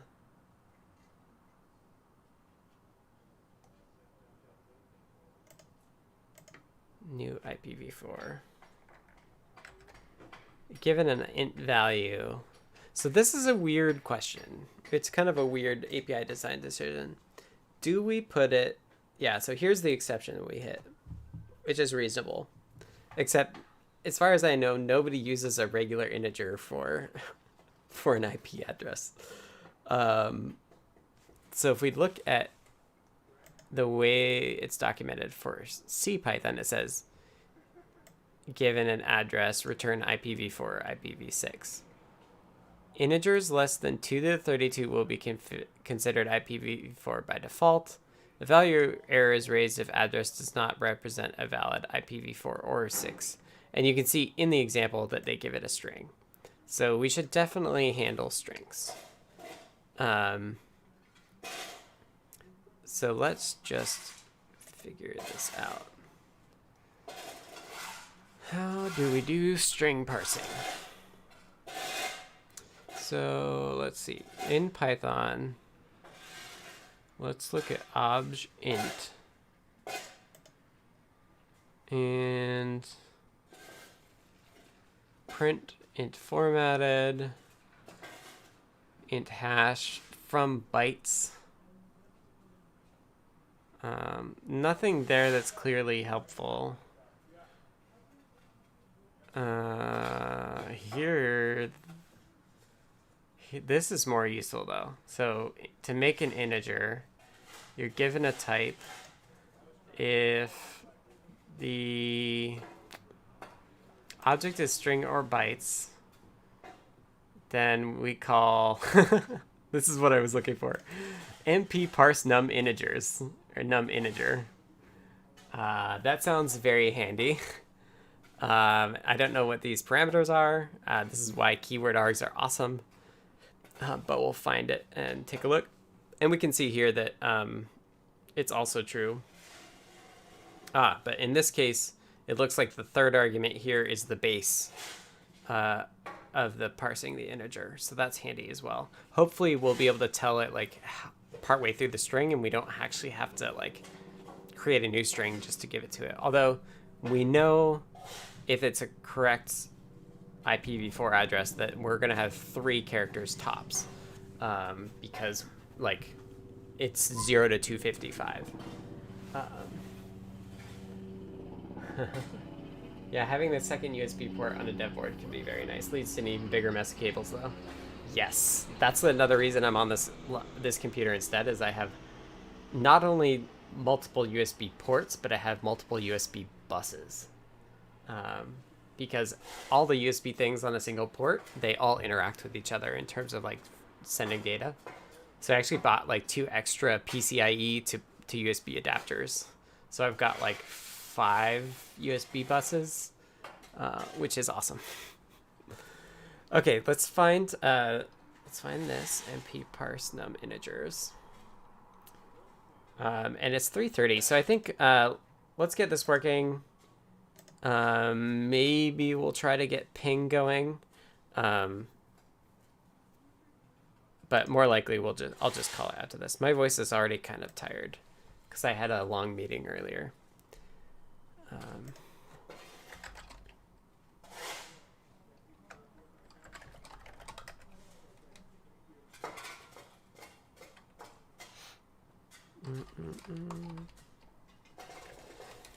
That's a lot of ports. Yeah, it's a lot of ports. I don't know how many different USB ports I have on this computer, but to me, it's not ports. It's like bandwidth. It's how many buses I have. Okay, so it's in pyparsenum, and we can see that you can give it a string, length, base, and a lexer. Huh. YouTube sub says probably someone is building a house out there, right? The houses are done, I think. What they're doing is they're doing the final electrical connection to them. So yeah, it's been quite the saga. Oh, so we can provide it length though, which is really nice. So we can give it the sub part of the string that we're interested in, which is awesome. Okay. pyparsenum.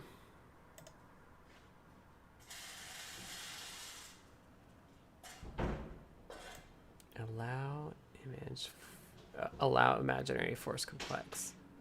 That's for decimal. We won't need that. So let's just sketch this out.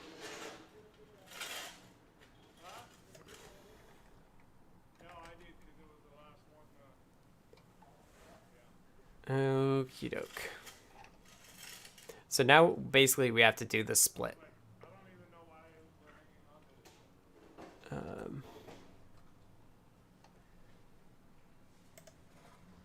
So where did I decide to put it?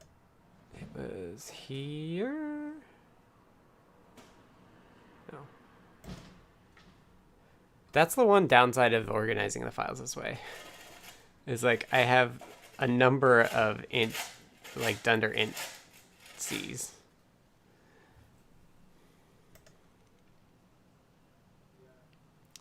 So the question is do I do it in shared bindings or do I do it in, I guess I could do it here. Because it's kind of like validation instead as well. So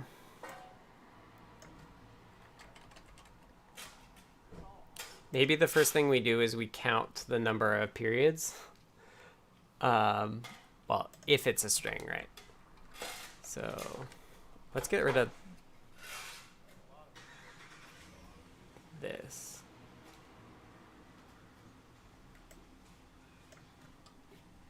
Like, if that works, we're done. So imagine we're just going to put it in this int for now.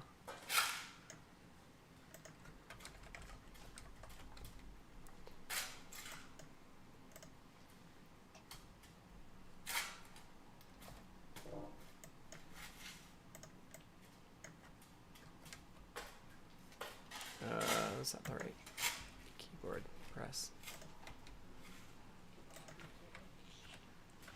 Engine start.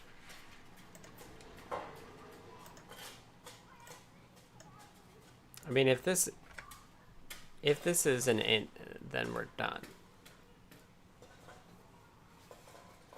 Which is, it's a weird way to do it and just leave it empty. We're done. Oh.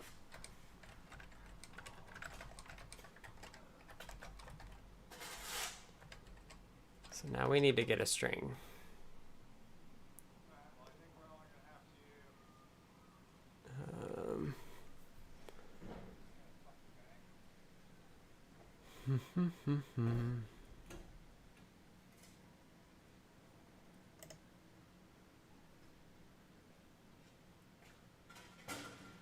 String get data no check.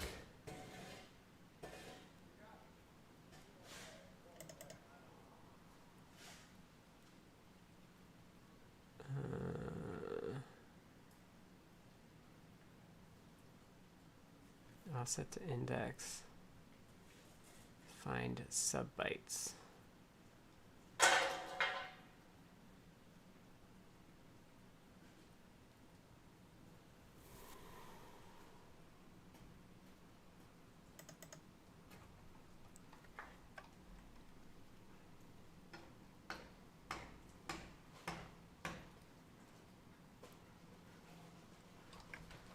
That seems right.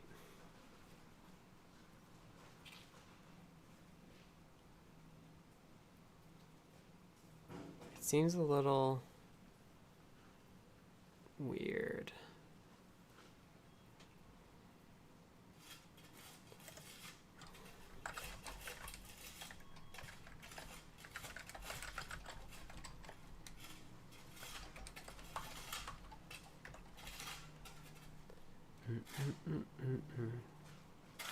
Looks like it's used a lot.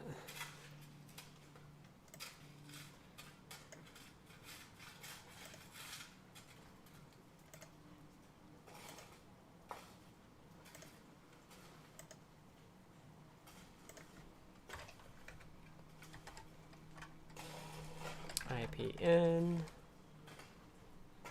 and then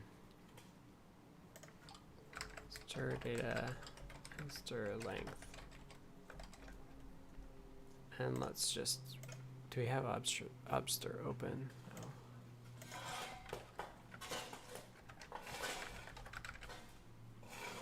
No. Is type bytes. And pobj is string. That's what I want. It's the running joke that programming is just snagging things off Stack Overflow, but in this case I'm just snagging from other files. All right, so we have a string. Let's count, or you know, it might be better to actually use. What are our options here? Can we count? I bet we can count how many of a character are in a string. I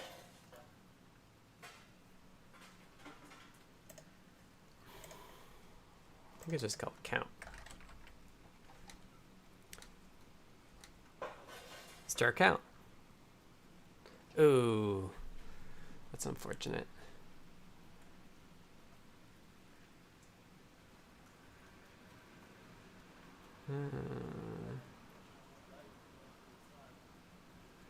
Count the occurrences. Oh, it's a for loop. And it's for more than one character. Although doing this UTF-8 next character thing, do we have to worry about UTF-8 IPv4s? I don't think so.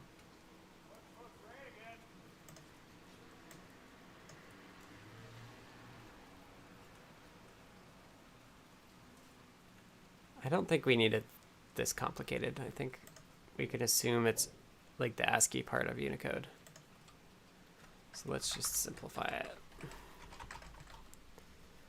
For size ti equals 0. Yeah, Summersoft says I could split on dot, but I don't want to do any other allocations. And I'm in C land. So I'd rather, it's not as easy. Oh.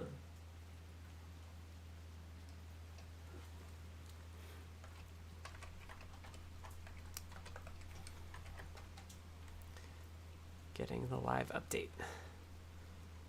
So let's just count.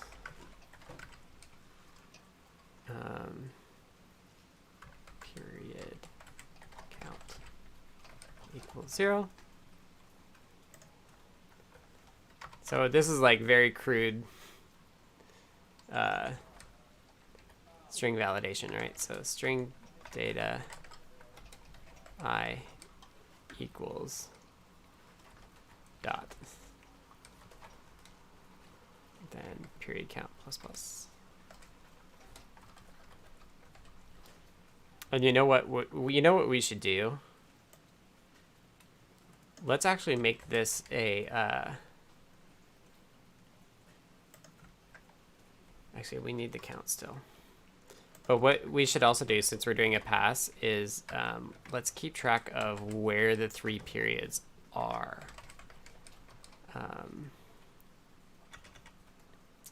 Because we're going to need to know that when we're doing the individual parsing bits. So we can use zeros here safely because we know it's not going to be at 0. Like there has to be it has to start with a digit. This is like poor man's split on. This is why Python is one of the reasons Python's so great, is because it's very good with strings. Okay, so if there's a dot at index I, we're gonna set period index of the period count equal to I, so we know, and we're gonna increment, and we have to be aware that we may run off the end. So if period count is greater than 3. Does that make sense? It only makes sense to guard against this in here, because we will be actually. I'm trying to like, if you pass it a string with 4 periods, we should not crash, or we should give you an error. DCD says, are there ways to call into Python code from C in CircuitPython? Yes, there are, but they're not something I like to do a lot. One example is like with PixelBuff. So NeoPixel has a transmit function that, like, PixelBuff itself can be implemented in C, and then it calls out to a Python function. But in this case, where I really just want a small section of code, I don't think it's really worth it, because there's a lot of overhead, I think, to calling. And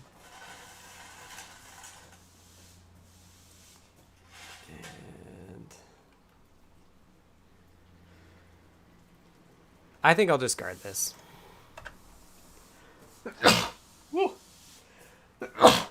Sorry. So basically, I'll only store the index. I'm such a bad streamer. I was texting. I sneezed. Is the focus better? Am I making progress here? Okay, so now we'll only set the index if it's right.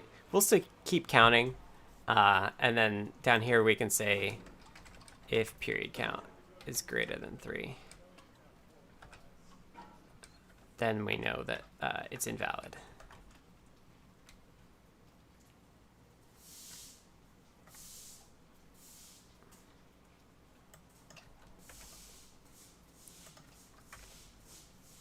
This is kind of where, like, should I really have like a custom error message saying too many periods? Awesome. Betty2 says, focus has been nice all stream. Last one was autofocusing. DLAN says, would a bit mask work as well for this? Yeah, I think so, but the amount of memory you save with a bit mask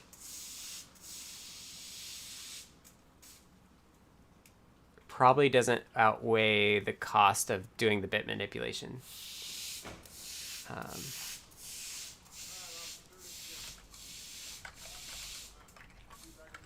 This will be a generic thing. Summersaw says, how is the object structured? Could you just dump the split into object struct to avoid wasted allocations? Yeah, maybe, but I doubt it. I don't know how split works in here, but I don't know. For what it's worth, this is legit. Ping 1.1. How's that? Is that right?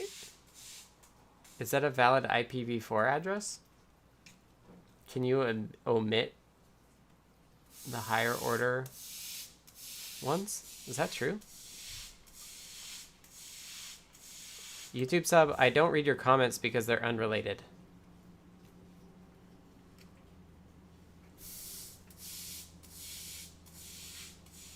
Are there other fragments of code that if there was a generic easy way to reuse Python code where performance might not be an issue?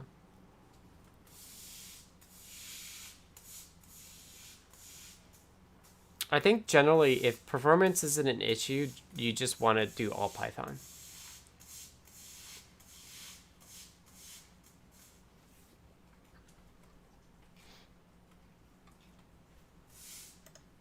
Like, you don't need C if performance is not an issue at all.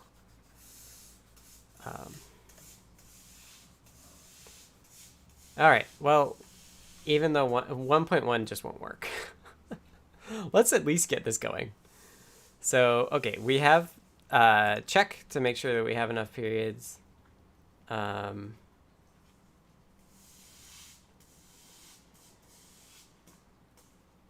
And now let's do the parsing, and should be okay. So we're going to use this parse num integer, and our base is 10, and our length is going to change. And because, so there are 4 things we're going to parse.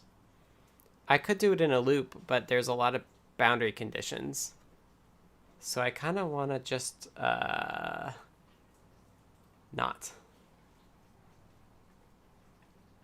All right, goodbye.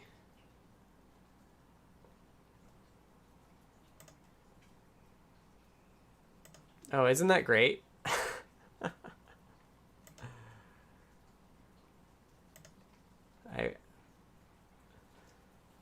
I'm broadcasting the admin version.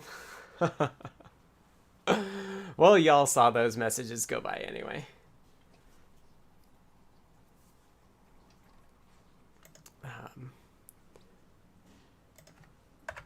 Obviously, I don't know how to do it quickly. All right, I'm just going to hand code this. I'm going to copy it 4 times. np parse num integer. What does it return? Parse num. It returns an np obj t. So it's gonna give me back. Huh. It's a little bit of a bummer. But it's okay, they're small integers.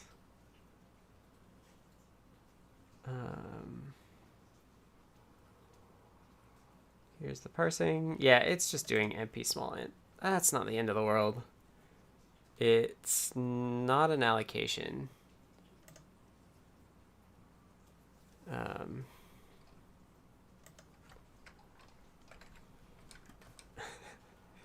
This might drive a spike in some people's heads. All right, 2. What are they called? What is each bit of each piece of the address called? So here we're just gonna do string data, and the length is period count, period index 0.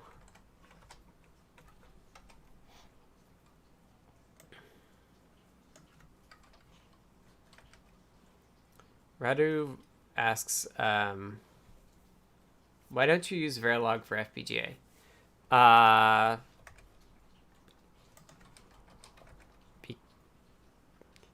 I think because my ultimate goal is to be able to write one class for both the driver and the hardware. Johnny says, why not parse cint since you are not using the results in Python land anywhere? I could. One of the reasons is I don't know how to do it off the top of my head. Parts are called octets. That sounds right. You're not seeing my best code. The compiler is going to unroll it anyway. Is that a good excuse?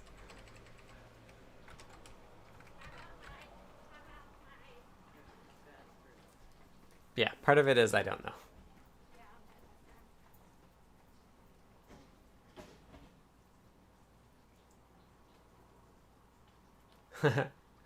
Fede2 points out, I do use Verilog, you just don't write it by hand.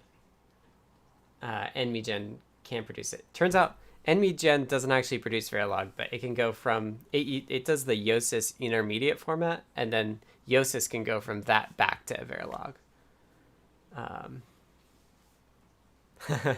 Stephen Eddie says, what part of this is FPGA? Jumped in late and all I can see is Python for the S2. We were talking about FPGAs earlier. You're correct in saying that this is all me doing ugly string hacking in C. Try Stack Overflow like us normal people. I mean, I have a function that will parse an integer for me. And I know it's already in the code base.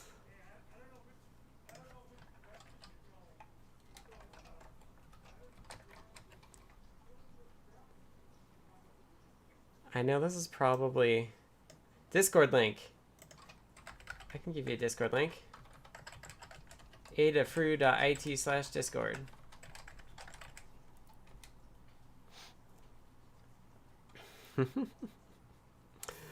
Oh, this has been a theme on my streams too, right? Like, sometimes the simplest way is the obvious way. Sometimes it's not glamorous. That's a better way to put it.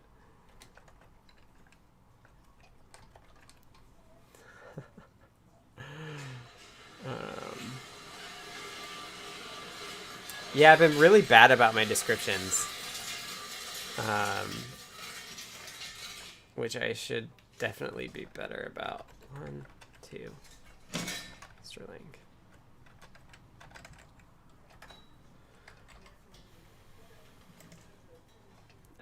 So Steven, I was building on top of NMeGen with my system on a chip thing.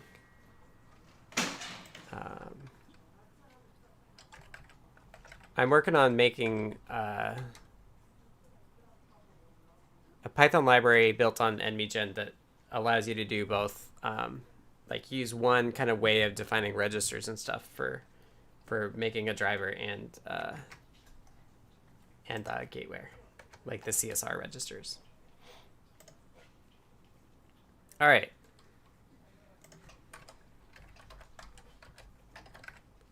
I think my ugly parsing is okay.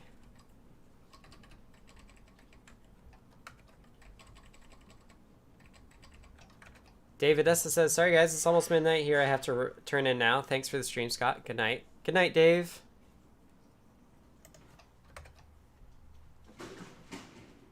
Thanks for hopping in. I know I'm on a different day.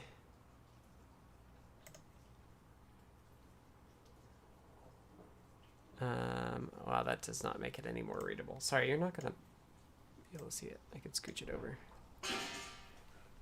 So I think that's right. We've got 4 octets. And then what we're gonna wanna do is pack them into an integer because that's what we're doing. So we have value here, which is definitely not a very useful name. But let's do or equals. I guess plus would work too. Ugh, where's my or? There it is. Too many fancy keyboard combinations. So that's np int, which is a uint32. So octet 1 is gonna be shifted 24 over. And value. I'm gonna have to do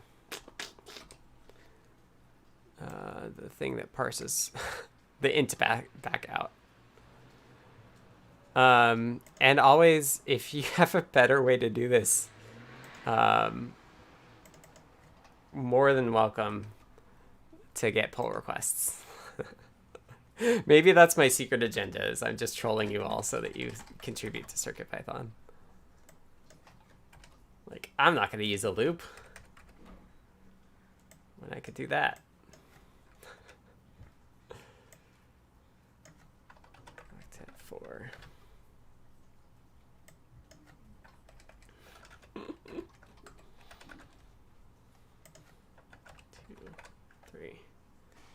Voila. Okay, let's see if it works. Don't tell me it's more efficient to use a loop, because that is the one argument I would argue against. Doesn't mean it's not better to use a loop in terms of style, but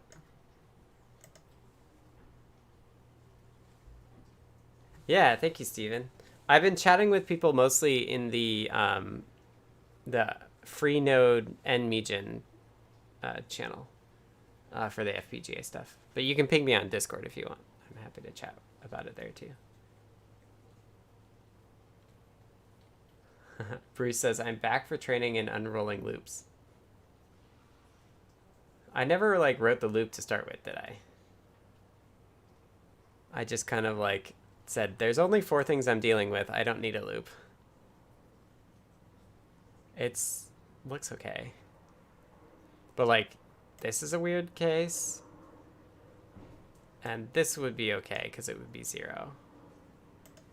Oh, this is definitely not right. This first case is, but then we actually need to do the subtraction because we're talking length.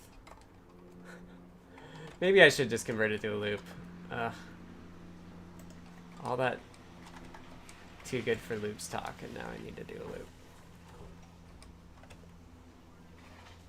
Just because of this last case was like, I don't really want to do it because I need string length in that last one. And I probably need to subtract rule. Yeah. Bad Evie said would have been right the first time with a loop. You're probably right. You should just, you get lumped in that camp with Mark saying, look at the examples. Like, oh, use a loop. I don't know. I should have. I could do the first 3 in a loop. It's just the string length. I guess I could put a 4th index that's the string length. And pretend there's a period there. That's probably the easiest way to do it, actually.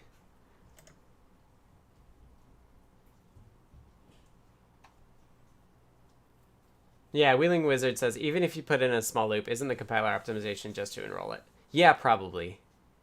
Although we usually run on OS, so it's possible it's smaller code size and it would leave it, but seems pretty simple that it would that it would do.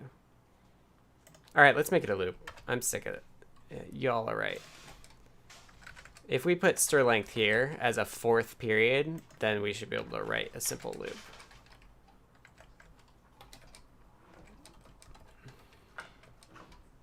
I is less than 4. I'm still amazed as somebody who's been programming for professionally since 2009. Like, I'm amazed that I'm still paid what I'm paid to write for loops. Or in this case, wait till I definitely should have used a for loop to write a for loop. String data plus. See, this is, yeah, just these edge cases are a pain.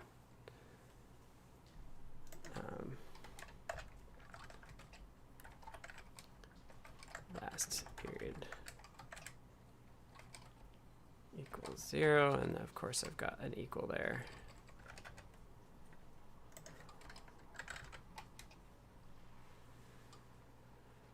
And then this is I minus last period.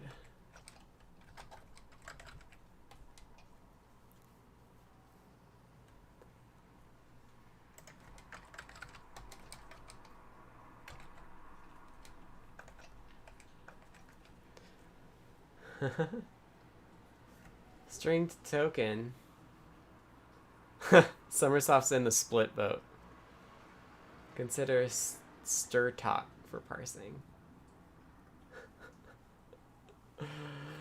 Oh yeah, I'm like, it's 4:01 on a what feels like a Friday. I've got all the components here, folks. I can do this in a loop too.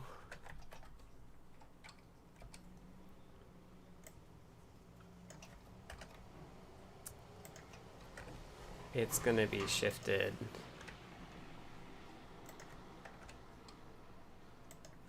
by 24 times I minus 24 minus I times 8. Right?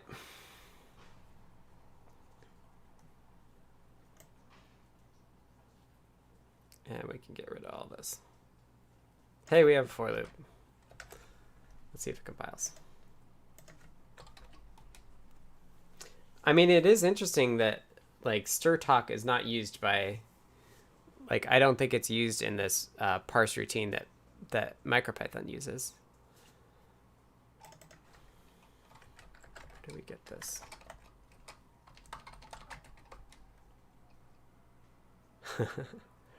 I successfully took 30 minutes to parse a string in C.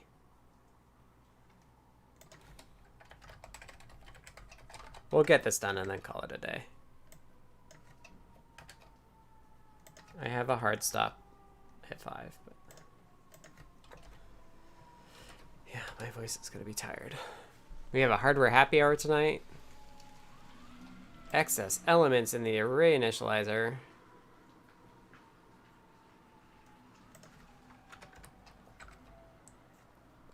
Bruce S has dinner stop too, yeah. Oh, I need to ask my wife if she's cooking. Comparison between pointer and integer. Is that because this is a string? But if I use single quotes, it's not. If I remember right, then it's just a character. Ha! Love that. All right, np parse num integer. Where do we get that? Oops. Oops. It's in pyparsenum.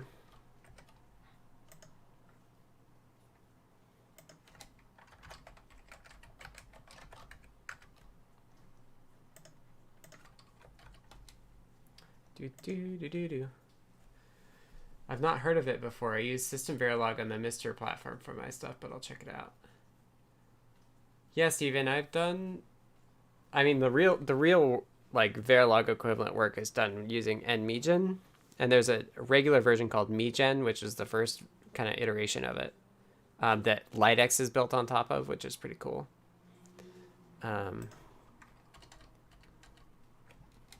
But my system stuff is meant to be higher level than that. Pointer targets in passing argument 1 of num integer differs in signedness. Const care. Let's cast it.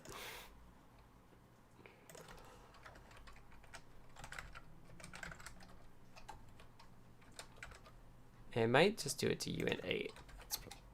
Maybe that's why.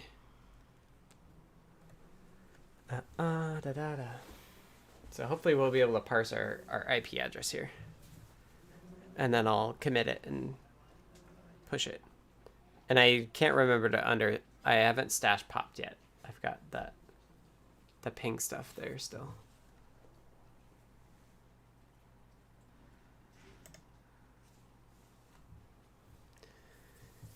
Do.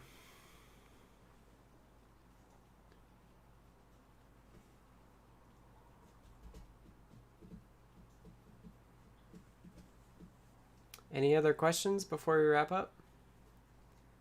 Anecdata. Wi-Fi scanning. You want to expose Wi-Fi off mode too. I'm challenging you to do it. That's what I'm doing. Take a look at how I did ESSID. I think part of the reason I didn't do it is because we probably want like an enum-like thing. Johnny, are you trolling me? It says don't forget the unit test. You know we're really bad about unit testing. Although in this case, I could probably actually use if I turned it on, if I turned IP address on in the Unix build, I could do that. I'd really love C-level. I'd really love C-level unit tests though. Although testing the interface stuff makes sense too. Okay, let's turn it on. See how far we got. It didn't crash, so I felt safe turning it on. Invalid syntax for integer with base 10. That probably means that we have a period in there. So if we just think about this, last period is 0.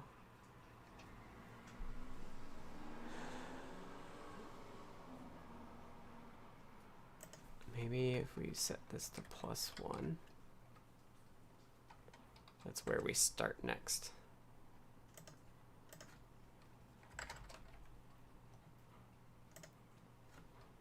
Not my best work. I was talking with Jeff earlier though, and I was like, a lot of cases it's just me getting something working and demonstrating how I want it to work. And then people better at me at the details coming and refining it later.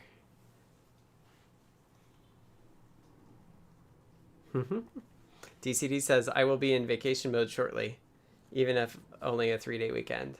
You're exactly right, because my hard stop is when I told my buddy I'd play video games with him.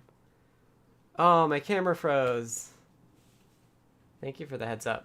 I'll unplug it. You knew that I wasn't just sitting very still.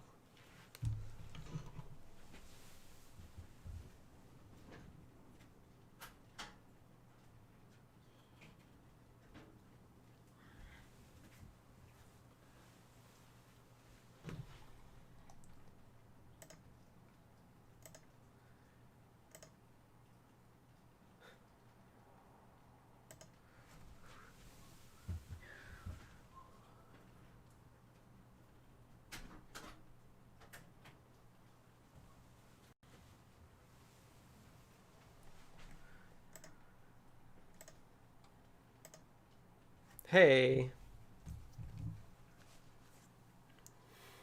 I managed to find a USB plug that worked again. Y'all, you got everything good? You can see me move now? Okay.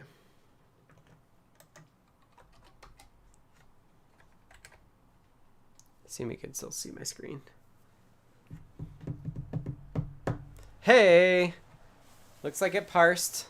And maybe what we should do is we should print it out.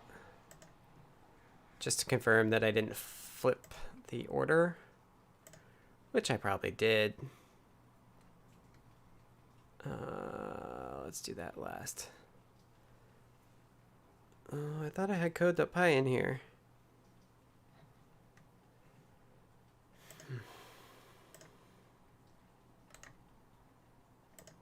Open with Sublime Text. Oh,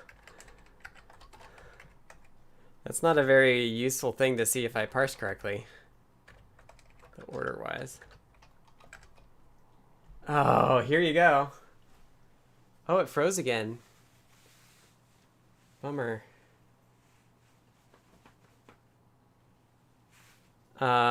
So this is the file system problem. I know my video is frozen. I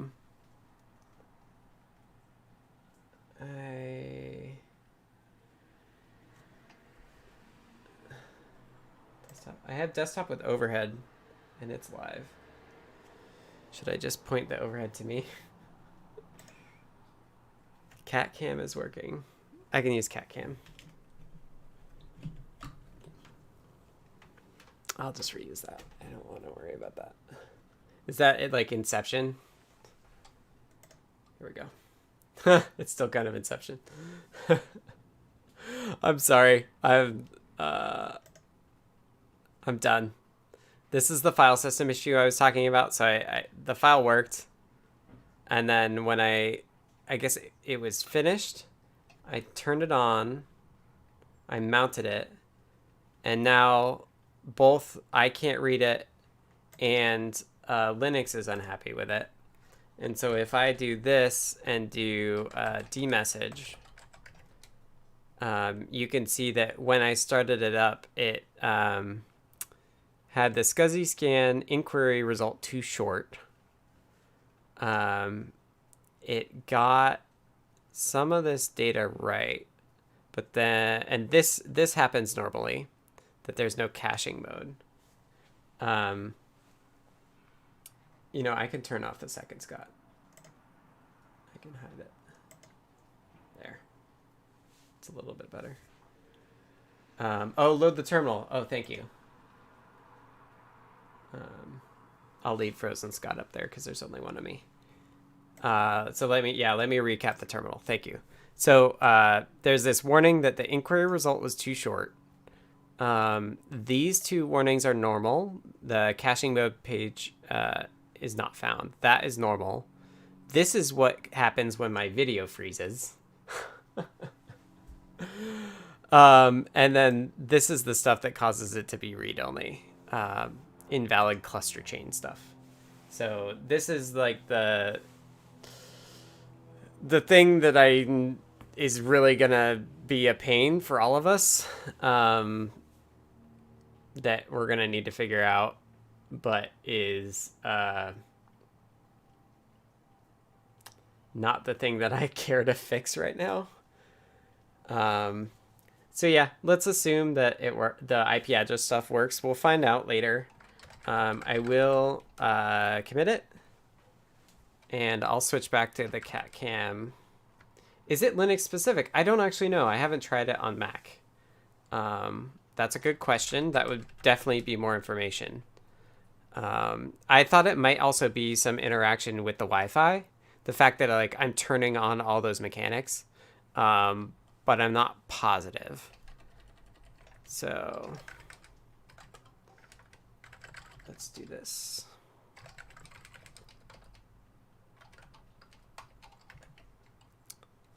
Add pi.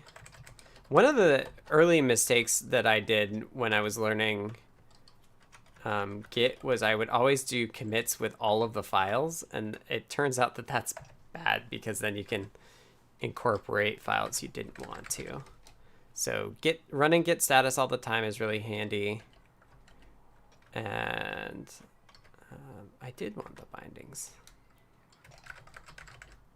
Oh no, but see, I just added socket pool, which I don't want.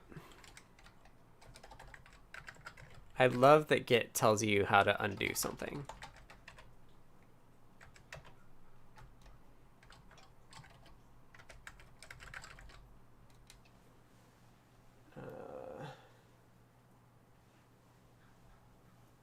Bruce says, I guess I need some CircuitPython code to exercise the Wi-Fi. Yeah, it's just even just the scanning stuff. It's a problem. And oh yeah, you can definitely see my Wi-Fi password. You just may not have noticed it. Okay, this is fix IP address import and parse IPv4 strings.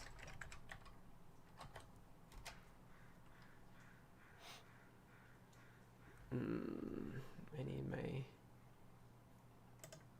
GPG password to sign it.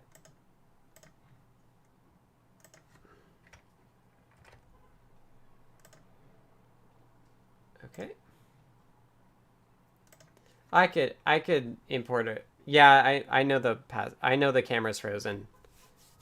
I moved it USBs and it froze again. It might be like a heating issue or something. I don't know. I mean, it's pretty cool in here today, so that would kind of surprise me, but I have this cat cam is actually quite nice. Because it's a backup camera for me as well. So I'll switch off the desktop. Yeah, I know my other camera's frozen.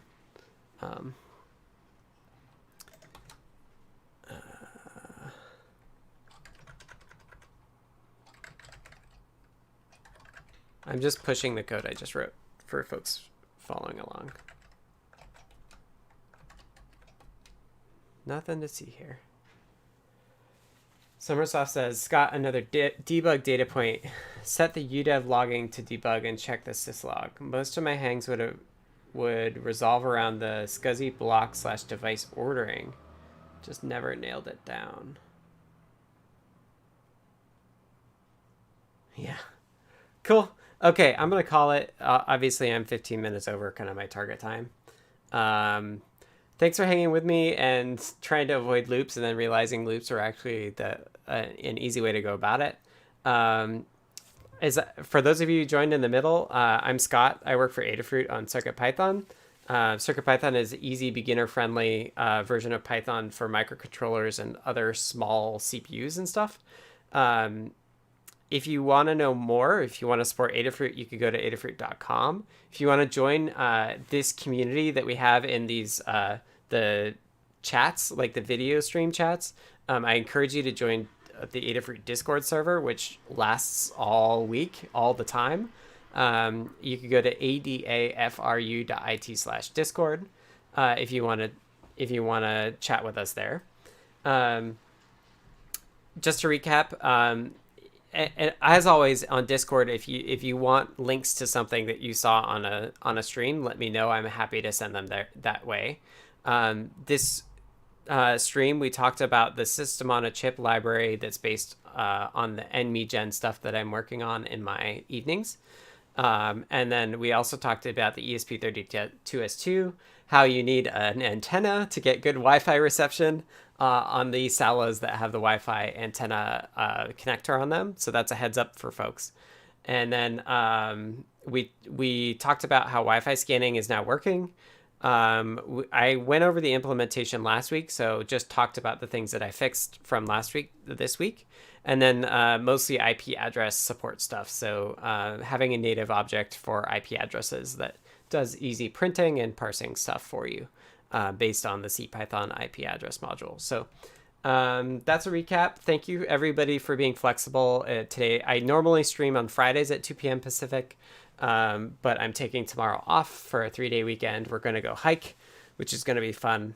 And so just keep an eye on the Adafruit blog, which is blog.adafruit.com. I do post there with 24 hours notice, at least. Well, not necessarily at least, but the day before I tried to do it. I'm pretty bad about it, but I'm trying to be better. That will tell you kind of what I have in mind for the topic for the stream and when it's going to happen. You can also always ping me on Discord if you want to make sure that I haven't shuffled things around.